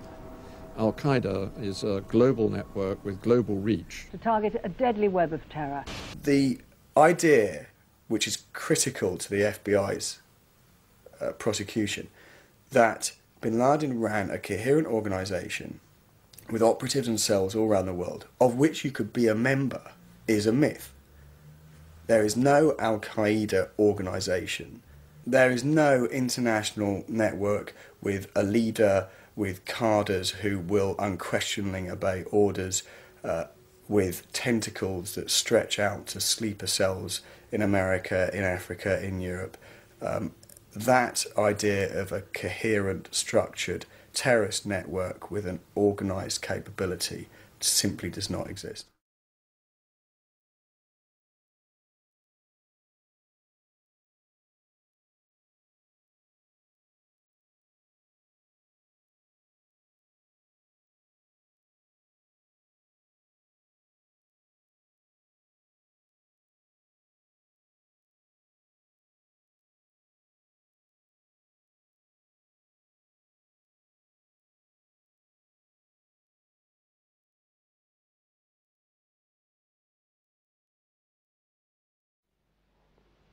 And there are several key mind manipulation techniques which are very, very powerful propaganda tools. The most effective and the most powerful, and it's used on us all the time, is something I call problem, reaction, solution. It's a cracker, this one. It's a mind manipulation technique that avoids not only opposition to what is the goal of the manipulators, it actually manipulates people to demand they do what they want to do anyway. And it's happening all the time. Once you see this technique and how it works, you watch the news and read the newspapers in a completely different light, because you start to see it happening. It works like this. You start by secretly creating a problem in the world and making sure someone else is blamed for it in the public arena, in the public mind. It could be a run on a currency, it could be a government collapse, at its most extreme it could be a war, because the two world wars in this century were funded, all sides were funded by the same people. Provable. The same people that funded the Allies in the Second World War and funded the Soviet Union also funded Hitler. Why would they do that? Why would someone want to fund all sides in a war? What is good is a war? Well, first of all, on one level, it makes vast amounts of money if you're lending money to all sides and you're also selling them lots of arms and all that stuff. But the fundamental reason for a war is to change the nature of post-war society. And what we saw in the First World War and the Second World War were massive global examples of problem, reaction, solution, which work like this. The problem's created secretly. You then use the media, which isn't difficult, to wind up public opinion in relation to your manufactured problem to the point where public opinion utters the classic words, something must be done, this can't go on, which is always followed by, give my power away, what are they going to do about it? And at that point, those who created the problem and got someone else to be blamed for it wound up that public reaction, then openly, in the public arena, in the parliaments of the world, in the newspapers and on the television, offer the solutions to the problems they have created. And in doing so, they get vast numbers of people to demand what they want to do anyway. For instance, if you want more cameras in the streets, crikey, they're going up all over the place in Britain. If you want more cameras in the streets, you want a more armed police force, you want more authoritarian laws, greater erosions of freedom, and you want the public to demand you do it, then get the public frightened of crime. Either let society break down so there is more crime, or emphasize crime to be worse than it really is in some areas. Get people frightened, and the first thing people do when they're in fear about something is they look for someone out there to protect them from what they're frightened of. So, get people frightened that they're going to be burgled, get people frightened they're going to be mugged in the street, and they'll demand you take the freedoms away. They'll demand cameras in the streets and more authoritarian laws. Yeah, there is a war on freedom. And we're being told over and over and over again that we need to support George Bush, and we have to support the war in Iraq, and we have to support this war on terror, and we have to support all these laws that are coming by because, of course, they're all here to protect us. And yet, when you look at things like the Patriot Act, this allows the FBI or any law enforcement agency to utilize what they call sneak and peek. They can go into your house when you're not home, and they can go through all of your stuff and without your ever knowing about it. How is this protecting your rights? That's just one example where we get to think we're free. You know, on the patriotic holidays, we all break out our flags and we wave them around and we sing patriotic songs like I'm proud to be American or I get to think I'm free. We have a program known as Echelon, where they listen to every telephone call, every email, record every fax here in the United States. And all of this is done by computers. All of these messages are kept indefinitely on computer disks. What the American people must understand is that the massive amounts of money we're spending on defense is not to protect America, but ultimately to be used to control the American population as we move from freedom to fascism. Currently in the United States, unannounced to most brainwashed Americans, your home can be searched without a warrant, without you being home. You can in turn be arrested with no charges revealed to you, detained indefinitely with no access to a lawyer, and legally tortured, all under the suspicion that you might be a terrorist. If you need a painted picture of what is happening in this country, let's recognize how history repeats itself. In February 1933, Hitler staged a false flag attack, burning down his own German parliament building, the Reichstag, and blamed it on communist terrorists. In the next few weeks, he passed the Enabling Act, which completely eradicated the German Constitution, destroying people's liberties. He then led a series of preemptive wars, all justified to the German people as necessary to maintaining homeland security.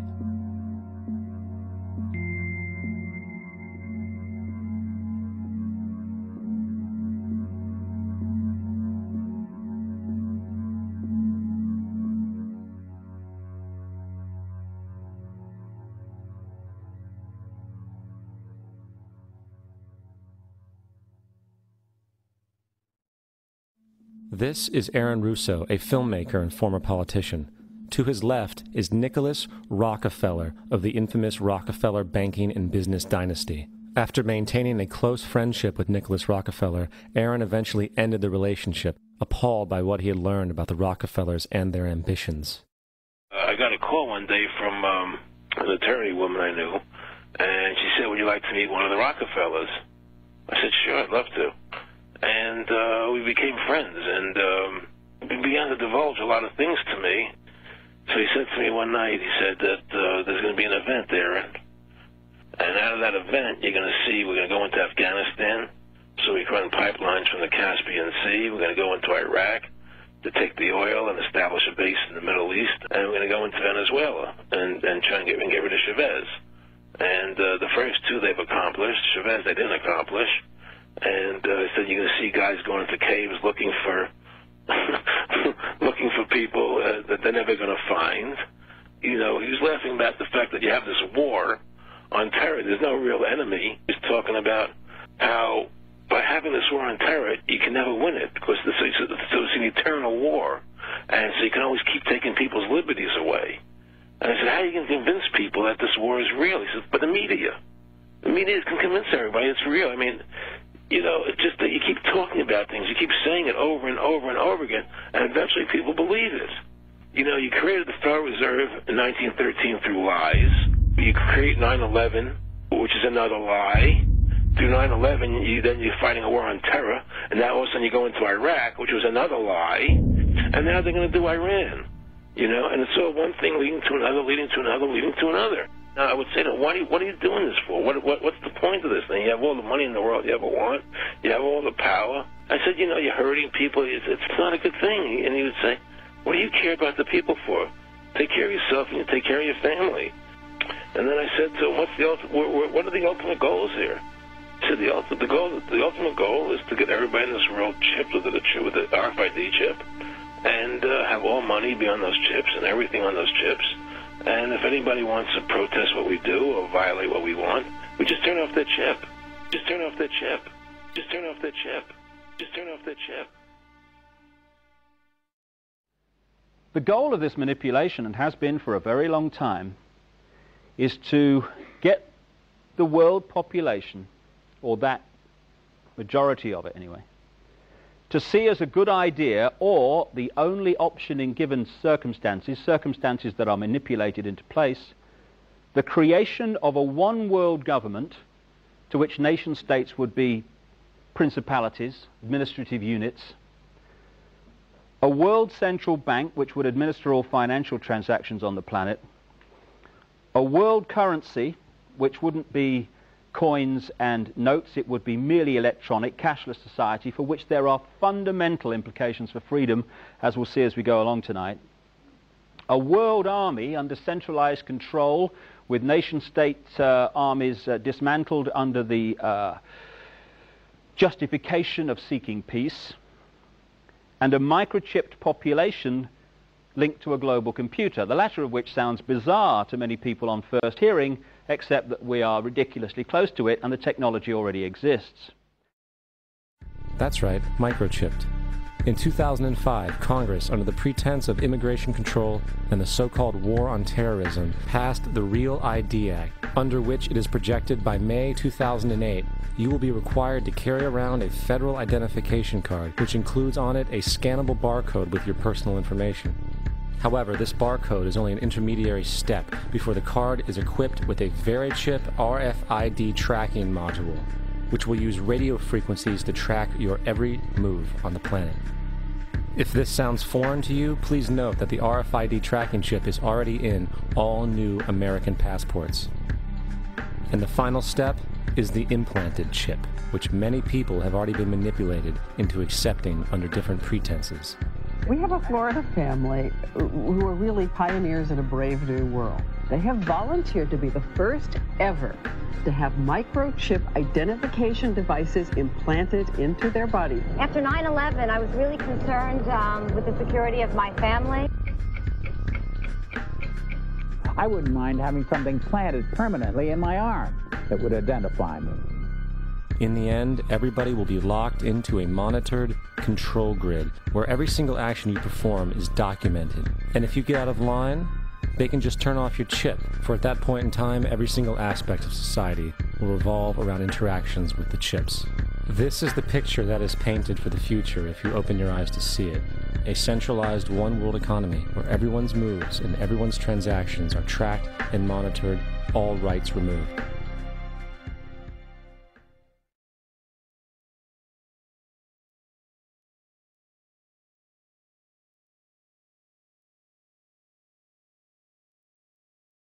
Something has to change, though. They have to find a better way to identify the bad guys, or the rest of us are going to stay home and watch the world go by on television. But we need some system for permanently identifying safe people. Most of us are never going to blow anything up, and there's got to be something better than one of these photo IDs, a tattoo somewhere maybe. I wouldn't mind having something planted permanently in my arm that would identify me. If we don't do something, people are going to stop flying.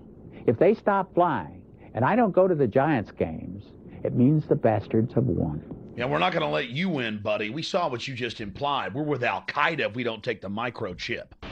Do you know how to keep your children safe? We'll tell you tonight. In the next year, you'll be able to use your teen's cell phone to locate them 24/7. Younger children will get a small global positioning device hidden in their wristwatch or backpack. And just around the next high-tech corner, an electronic chip like this that can be implanted under your kid's skin. Let's say children in your community start wearing wristwatches with GPS devices in them.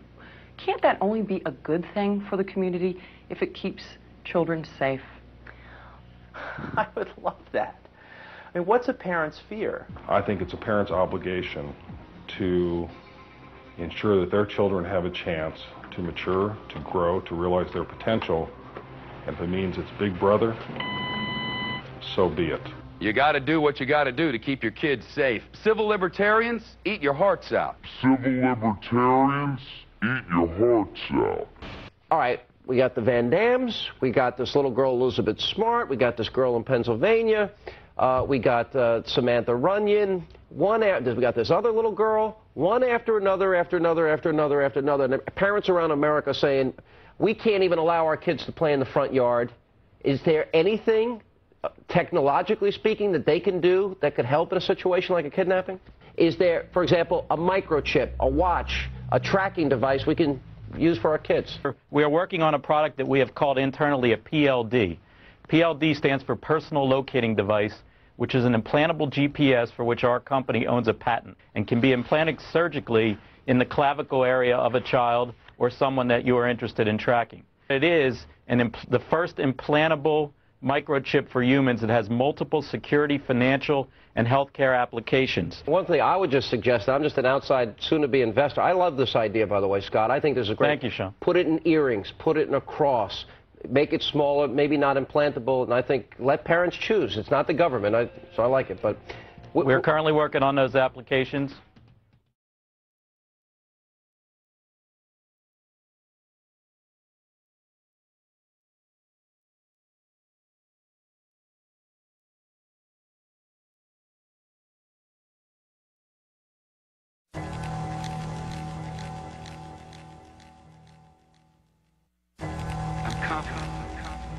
That by working together, we can win the first war of the 21st century, and that is the war cold-blooded killers against cold-blooded killers. The first war of the 21st century, cold-blooded killers against cold-blooded killers.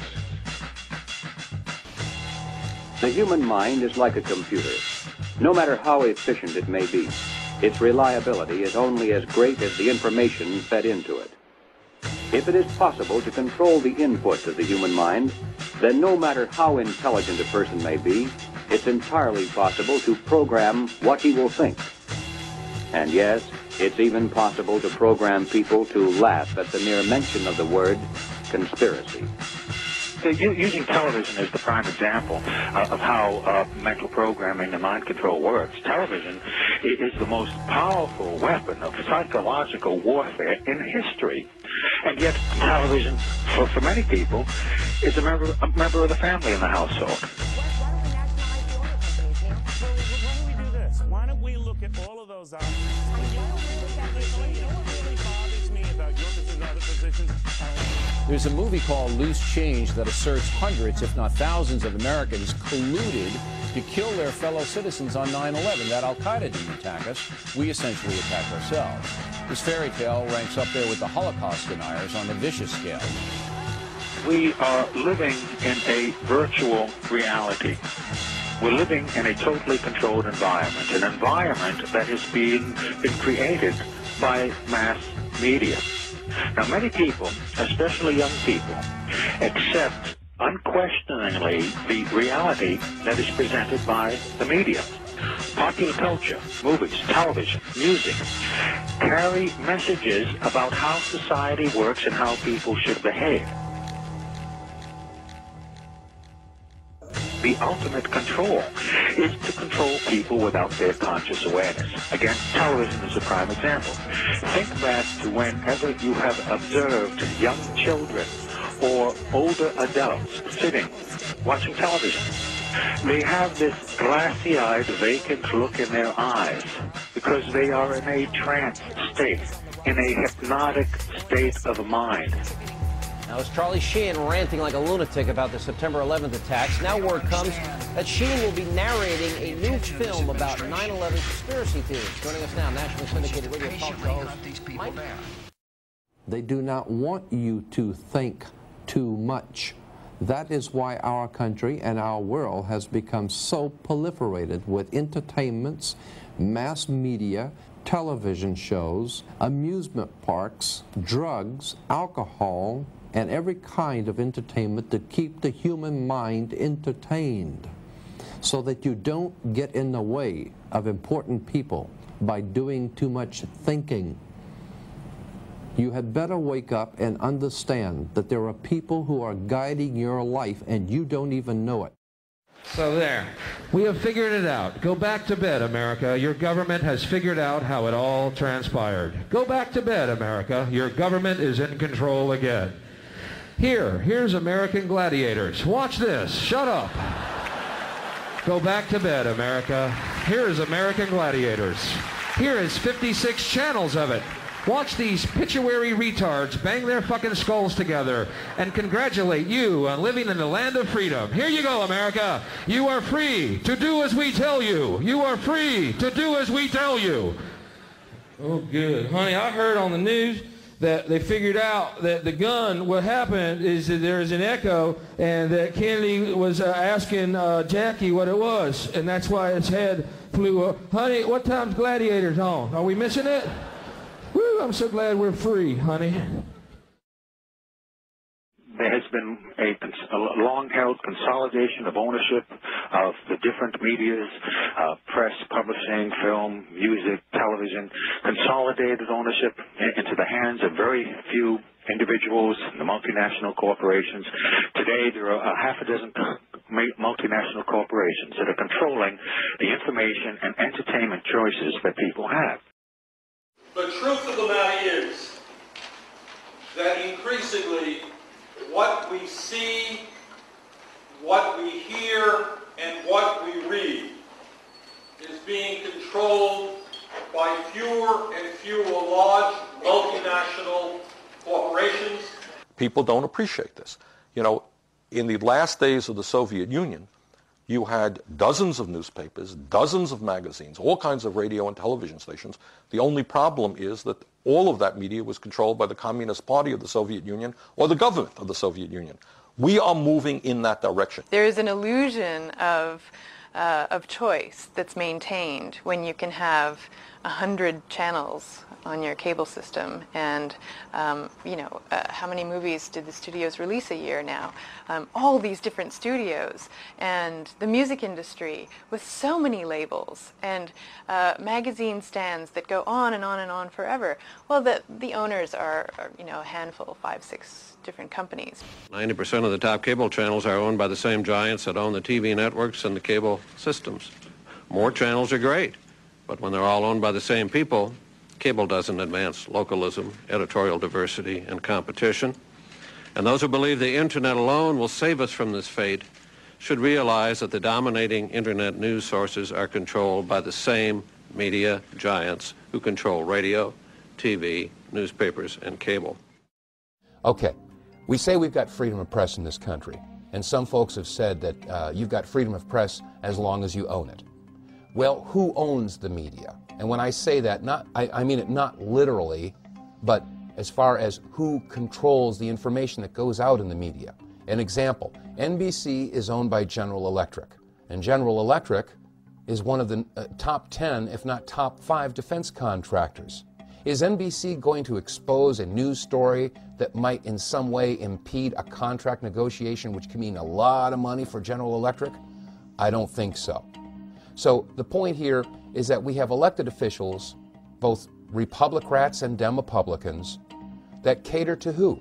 Certainly not the common people, we don't have the huge amounts of money to contribute to their election campaigns.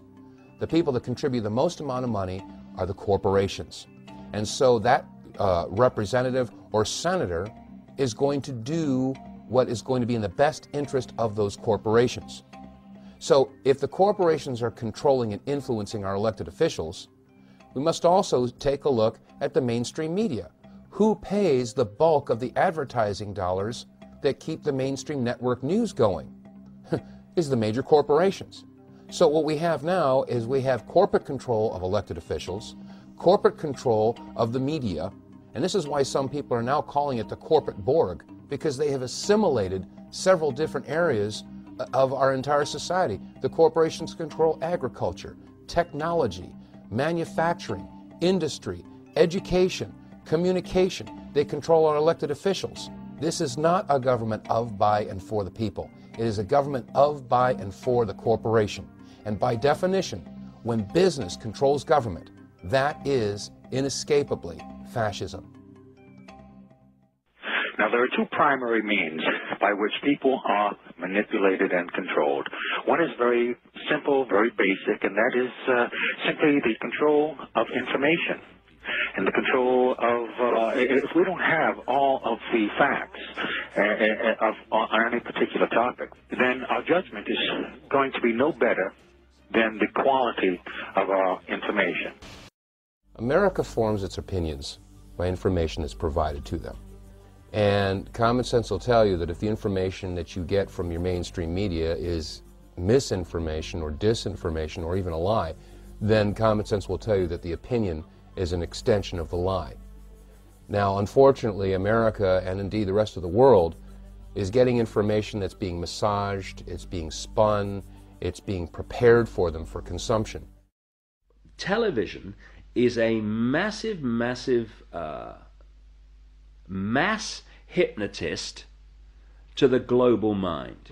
And what happens is it is implanting a belief in reality by the minute, and then once we take on that belief implanted, when information enters the eyes, we edit it on the basis of that belief. And so what the global population is subjected to, suffering from, is actually literally mass hypnosis. And when we talk about people who kind of start to see things and see the manipulation they couldn't see before, what do we say about them? What do they say about themselves? They say, I woke up. Exactly what they've done.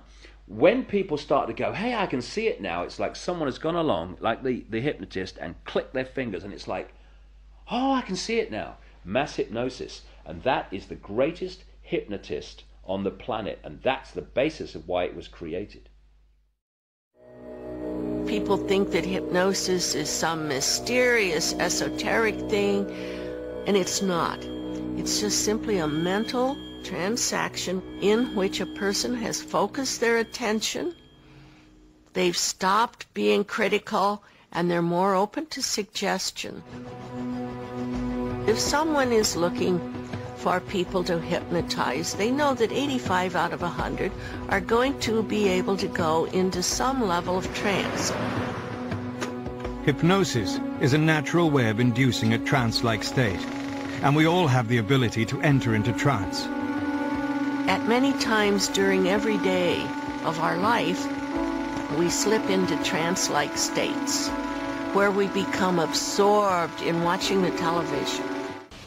The first order of business for a propagandist or an advertiser is to create the circumstances that will induce a state of mind that is favorable to the reception of their message. And that state of mind is the hypnotic state of mind, making television extremely important in this whole process of creating a unified mindset among the entire population. Have you ever bought something and then later on wondered why did you buy it? Well, that's a common everyday illustration of being triggered to make a purchase based on a conditioned response that has been built into us to have a preference for a particular product.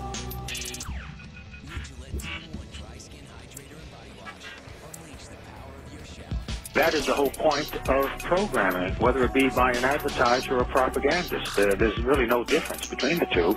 One's selling products, the other is selling ideas. The whole point is to build into us a conditioned response where we will respond automatically without thinking, with a preference for a particular idea or preference for a particular product.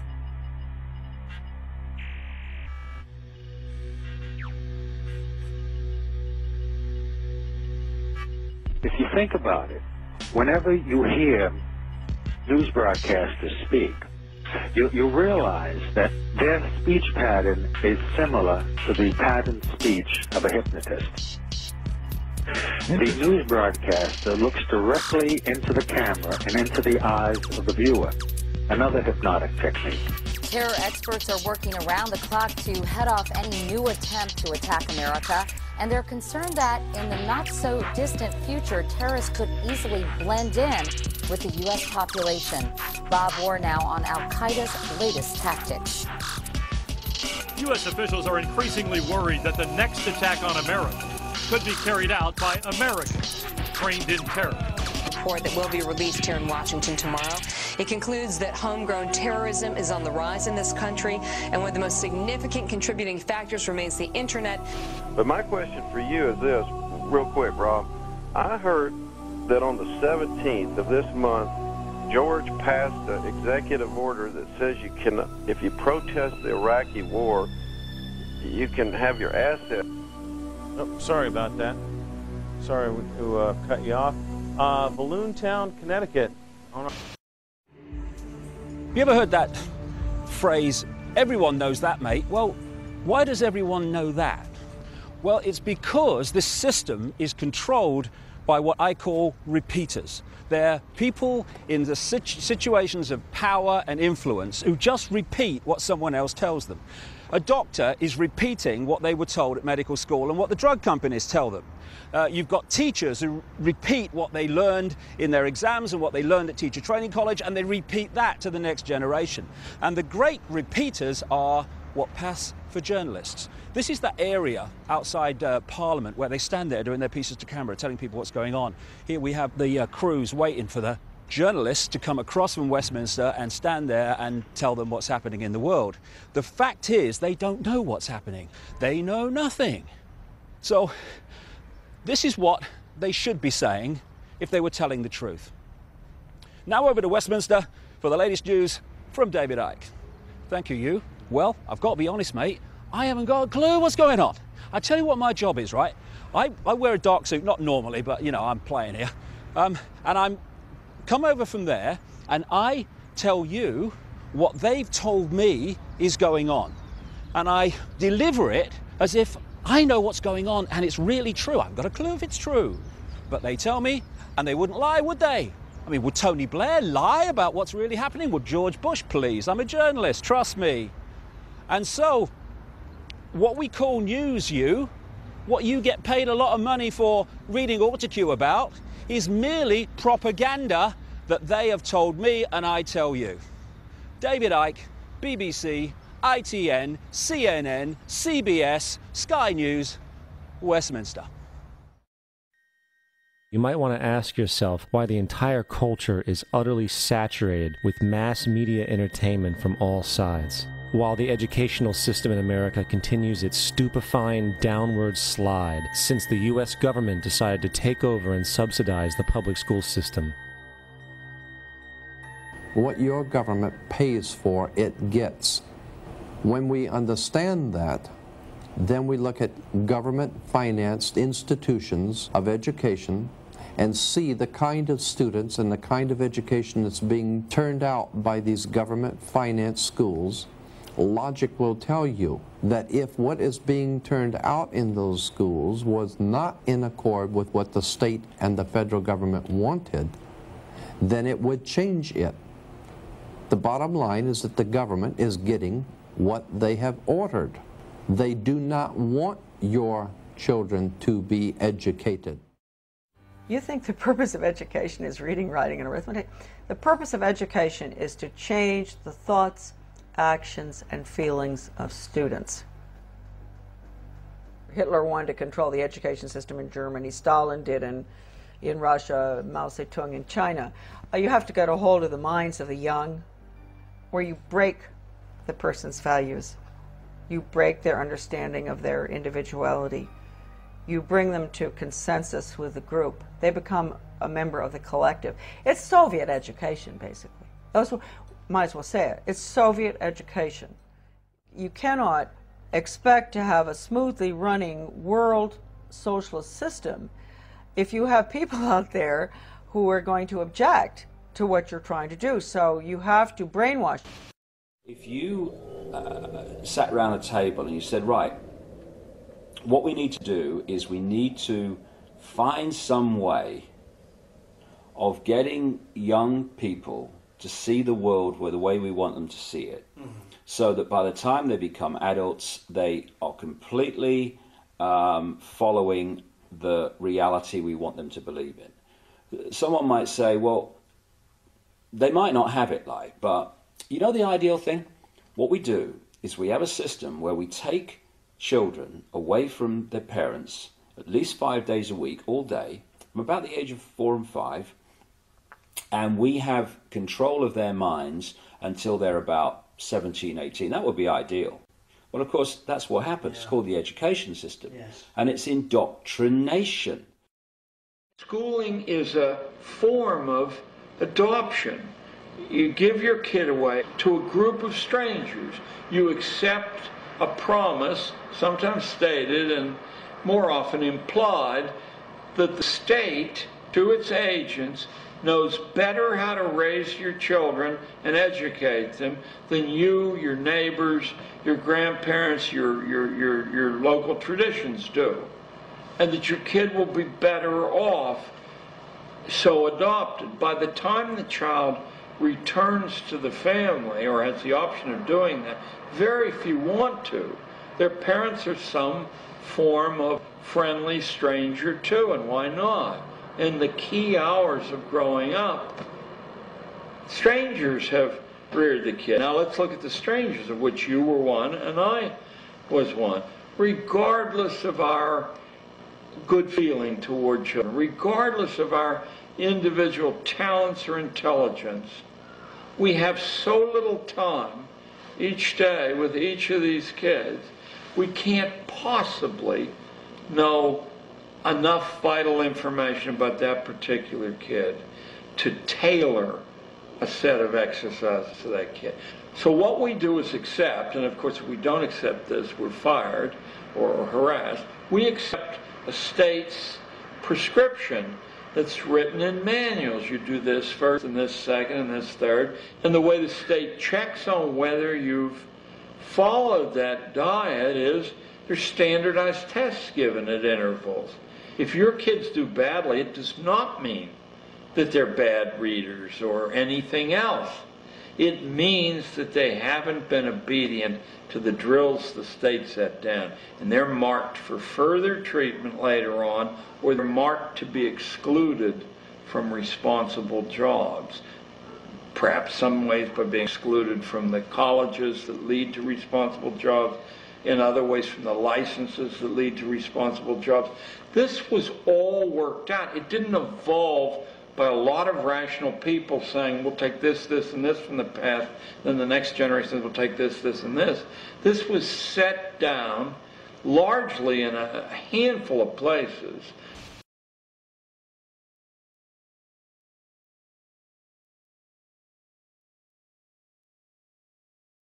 I think it's important to understand that most of the educational programs that are implemented in the United States stem from the National Education Association. And the NEA was actually founded by John D. Rockefeller. And John D. Rockefeller, I think, voiced the beliefs of this ruling elite that wants to try to homogenize our education system when he was quoted as saying, I don't want a nation of thinkers, I want a nation of workers. So I think the education system is not only pushing people into a socialized version of government, but also dumbing the individual down to the point to where he'll be a good worker in the factory, or he'll be a good worker in Silicon Valley. He may know a lot about computers, but he is not going to have a classic education that would allow him to take all of the facets of the culture and the society and put it together and really form an intelligent opinion as to what's really going on and what might be in the best interest of the individual. Now let's shift to the basis of your question, which is Rockefeller and Carnegie and J.P. Morgan. These people saw a different kind of utopia. They thought that this material abundance, since they had abandoned a belief in a creator or an afterlife, this material abundance was the best that a human life could aim for. And to do that, the family had to be moved off center stage, and the children had to be processed like raw materials.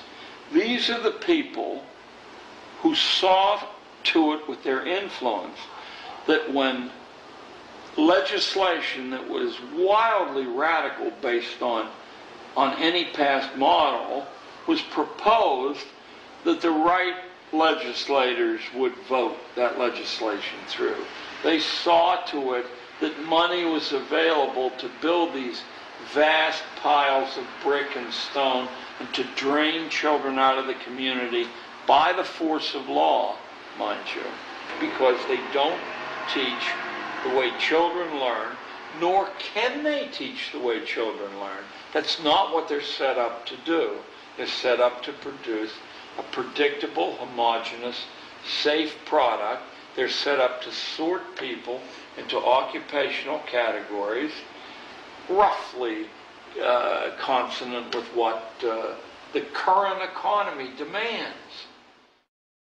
The whole system, because we have two hemispheres of the brain, the left brain, which is about words and this world reality and, you know, the perception of this reality. We have the right brain, which is where you get creativity, inspiration, and connection, and then you've got this corpus callosum, which connects the two. First of all, we use a fraction of our brains. Why is that? And the other thing is that what the system does is it turns out left brain prisoners. They run the system. And it does it by putting information through schools and colleges and universities into the left brain, which it then says at time of an exam, give me all that back, and if you tell me what I've told you well enough to believe, then you'll pass the exam and you'll be very successful. Anyone that takes that information into the right brain and puts their spin on it, or questions it, or sees through it, and puts that in the exam, they are perceived as a disruptive influence in the classroom. Yes, they are. And so what happens is, for you to become a doctor, overwhelmingly a politician, a journalist, someone often in industry, all these areas that control the system. The professions. The professions. Yeah. Lawyers. Yes. I mean, on and we go. You have to have gone through your young life constantly taking information into your left brain and regurgitating it out on exam papers.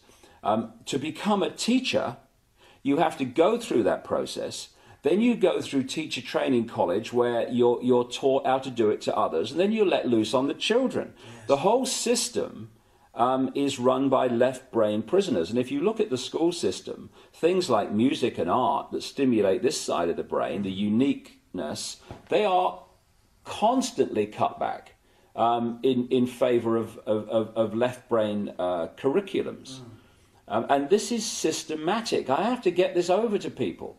This is not systematic at the level of, you know, people who administer it into reality. It is coldly calculated in the shadowy areas where these concepts first come from. and they know what they're doing.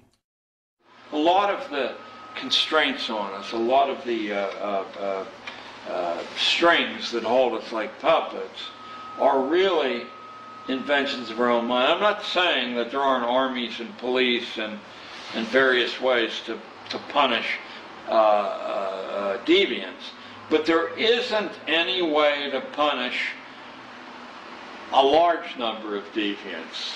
There isn't any way to do that. It's too expensive to even try to do it unless you can colonize the minds of children growing up so they become their own police. And they will report other children who are deviating. But there's a reason. There's a reason. There's a reason for this. There's a reason education sucks, and it's the same reason that it will never, ever, ever be fixed. It's never going to get any better. Don't look for it. Be happy with what you got. Because the owners of this country don't want that.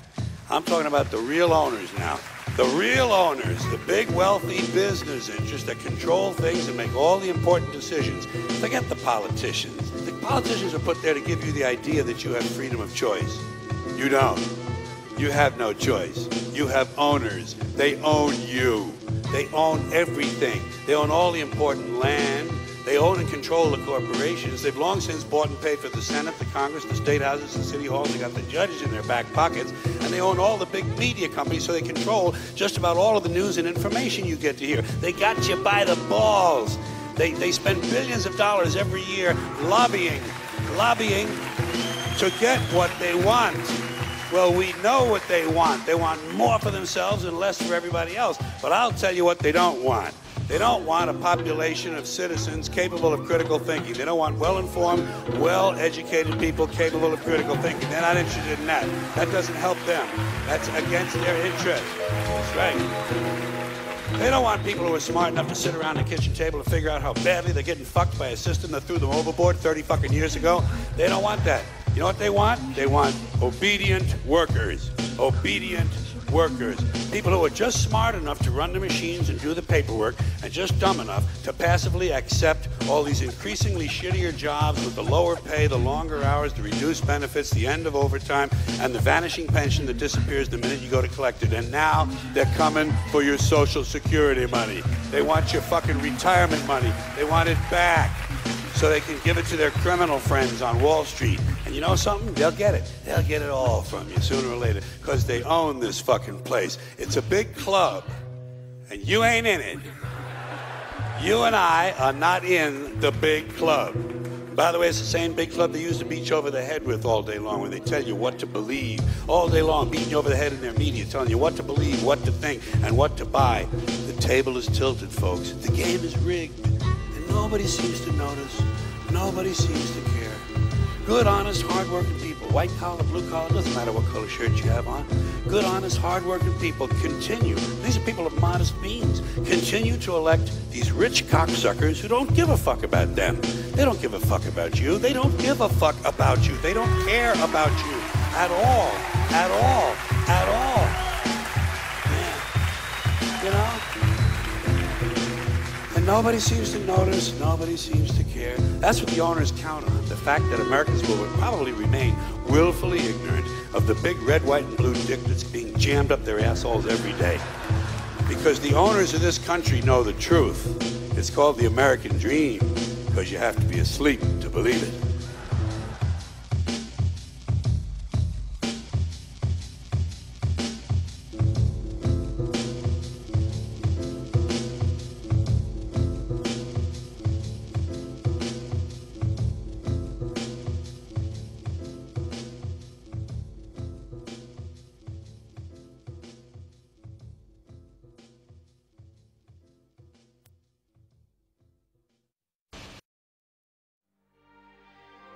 Did Hitler get elected on Monday and start throwing people into ovens on Friday? No, it was a gradual process. The first thing that Hitler did was start to write newspaper articles. Everything that was going wrong was the Jews' fault. They're the ones that caused all these problems. Did the Jews write their own newspaper articles and go, I disagree? So then the Jews had to wear the Star of David so we can tell who you are. Did they say, no, that's a violation of my privacy. I don't have to tell you. No, the Jews decided, well, it's a religious symbol. We love God. We should be proud to wear the Star of David. Eventually, the Germans came in and they broke all of the windows in all of the Jewish businesses in one weekend. Saturday night was known as Kristallnacht, which is German for Night of Glass. Did the Jews rise up and say, now, damn it, you're violating my property, you shouldn't do that? No. Gosh, we don't want to make the Germans any madder than they already are. Don't piss them off. They've got guns. Eventually, the Germans are loading them up into cattle trailers on the trains. Where do you think you're going, on vacation?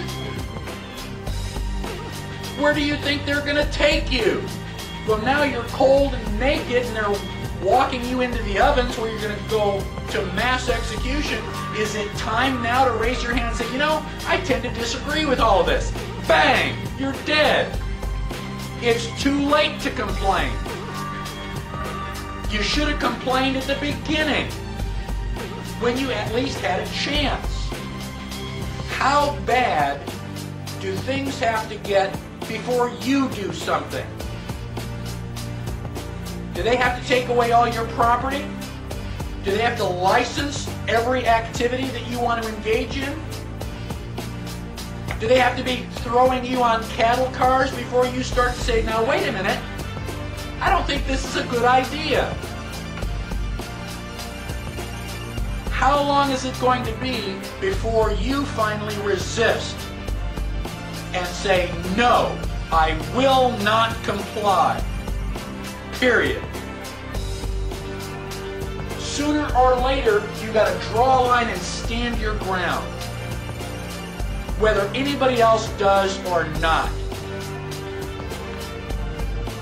That is what liberty is all about. This is the difference between the power of our Creator and anything else, particularly evil. That you can go into a pitch black room full of evil, full of darkness, and light a little candle, and instantly that darkness flees. But you can't do the opposite. You can't go into a well-lit room full of truth and wisdom and righteousness and joy and health and harmony with the universal power. And you can't take any amount of darkness and go into that well-lit room and have any effect whatsoever. That is the metaphor which I frequently think of when I think that I'm not empowered. It is the greatest lesson for me, and I think for everybody else, to know that we're on the winning side and that we win in the end.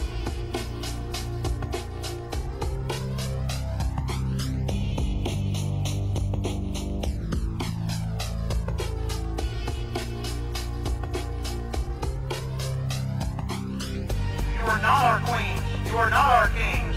You are not our gods. We do not belong to you. We are not your slaves.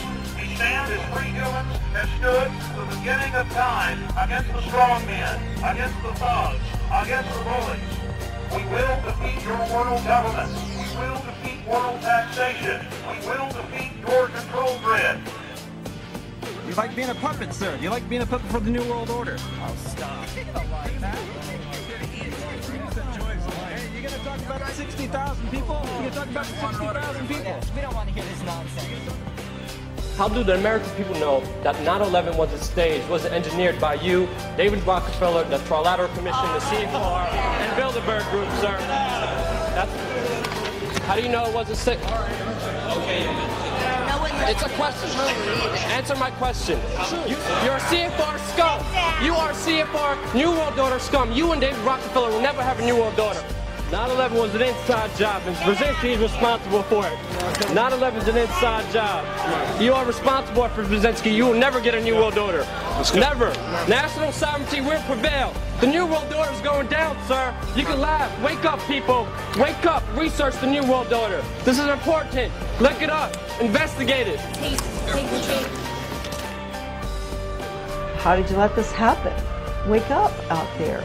You know, it's your children. Don't you care? Look what these people are doing to you. The world is like a ride at an amusement park, and when you choose to go on it, you think it's real, because that's how powerful our minds are. And the ride goes up and down and round and round. It has thrills and chills, and it's very brightly colored, and it's very loud, and it's fun for a while. Some people have been on the ride for a long time, and they begin to question, is this real, or is this just a ride? And other people have remembered, and they come back to us, and they say, hey, don't worry, don't be afraid, ever, because this is just a ride, and we kill those people. Shut him up. We have a lot invested in this ride. Shut him up. Look at my furrows of worry. Look at my big bank account and my family. This has to be real. It's just a ride. But we always kill those good guys who try and tell us that. You ever notice that? And let the demons run amok? But it doesn't matter, because it's just a ride. And we can change it anytime we want. It's only a choice. No effort, no work, no job, no savings of money. A choice right now between fear and love. The eyes of fear, once you put finger locks on your door, buy guns, close yourself off. The eyes of love, instead, see all of us as one. Here's what we can do to change the world right now to a better ride. Take all that money we spend on weapons and defense each year and instead spend it feeding, clothing, and educating the poor of the world, which it would many times over, not one human being excluded, and we can explore space together, both inner and outer, forever in peace. Thank you very much. You've been great. I hope you enjoyed it. London, you're fantastic. Thank you. Thank you very much.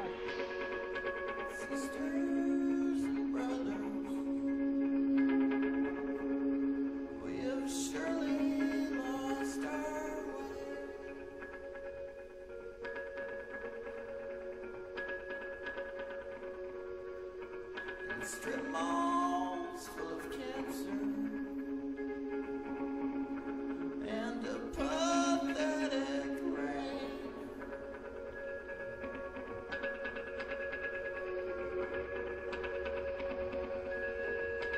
Lover, sweet lover,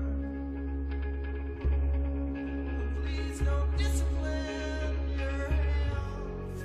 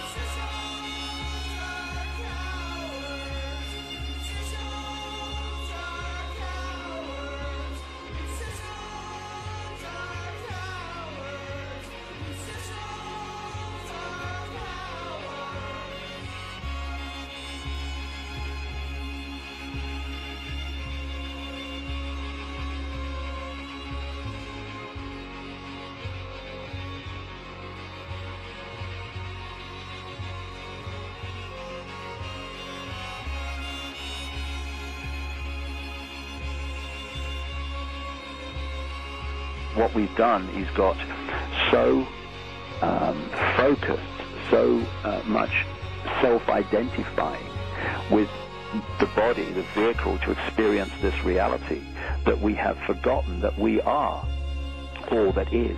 We are an expression of that, if you like, God, that infinite consciousness. And when we lose that understanding that we are that infinite consciousness, that's when we get into trouble, because we start identifying with the small instead of the all.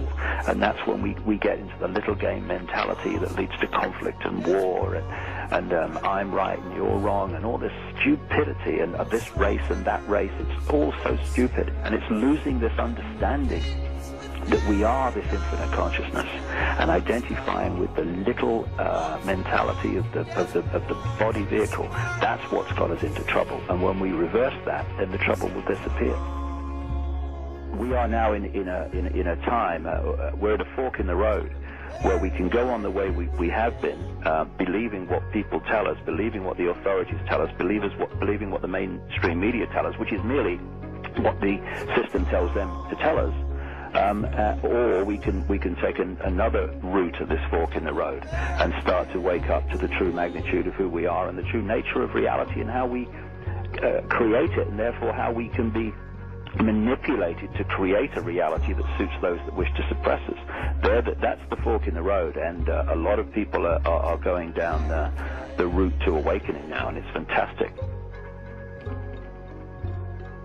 I feel just that this is the cusp of enormous change and enormous mass understanding of what's going on. And these next few years, you mentioned in your introduction earlier how glad you are to be alive at this time. Well, so am I, because we are going to see terrific challenges and also terrific change. And in the end, it's going to be a positive change, because humanity is going to wake up from its amnesic state, and it's going to remember who it is, where it is, and the true nature of what it is, which is infinite genius consciousness.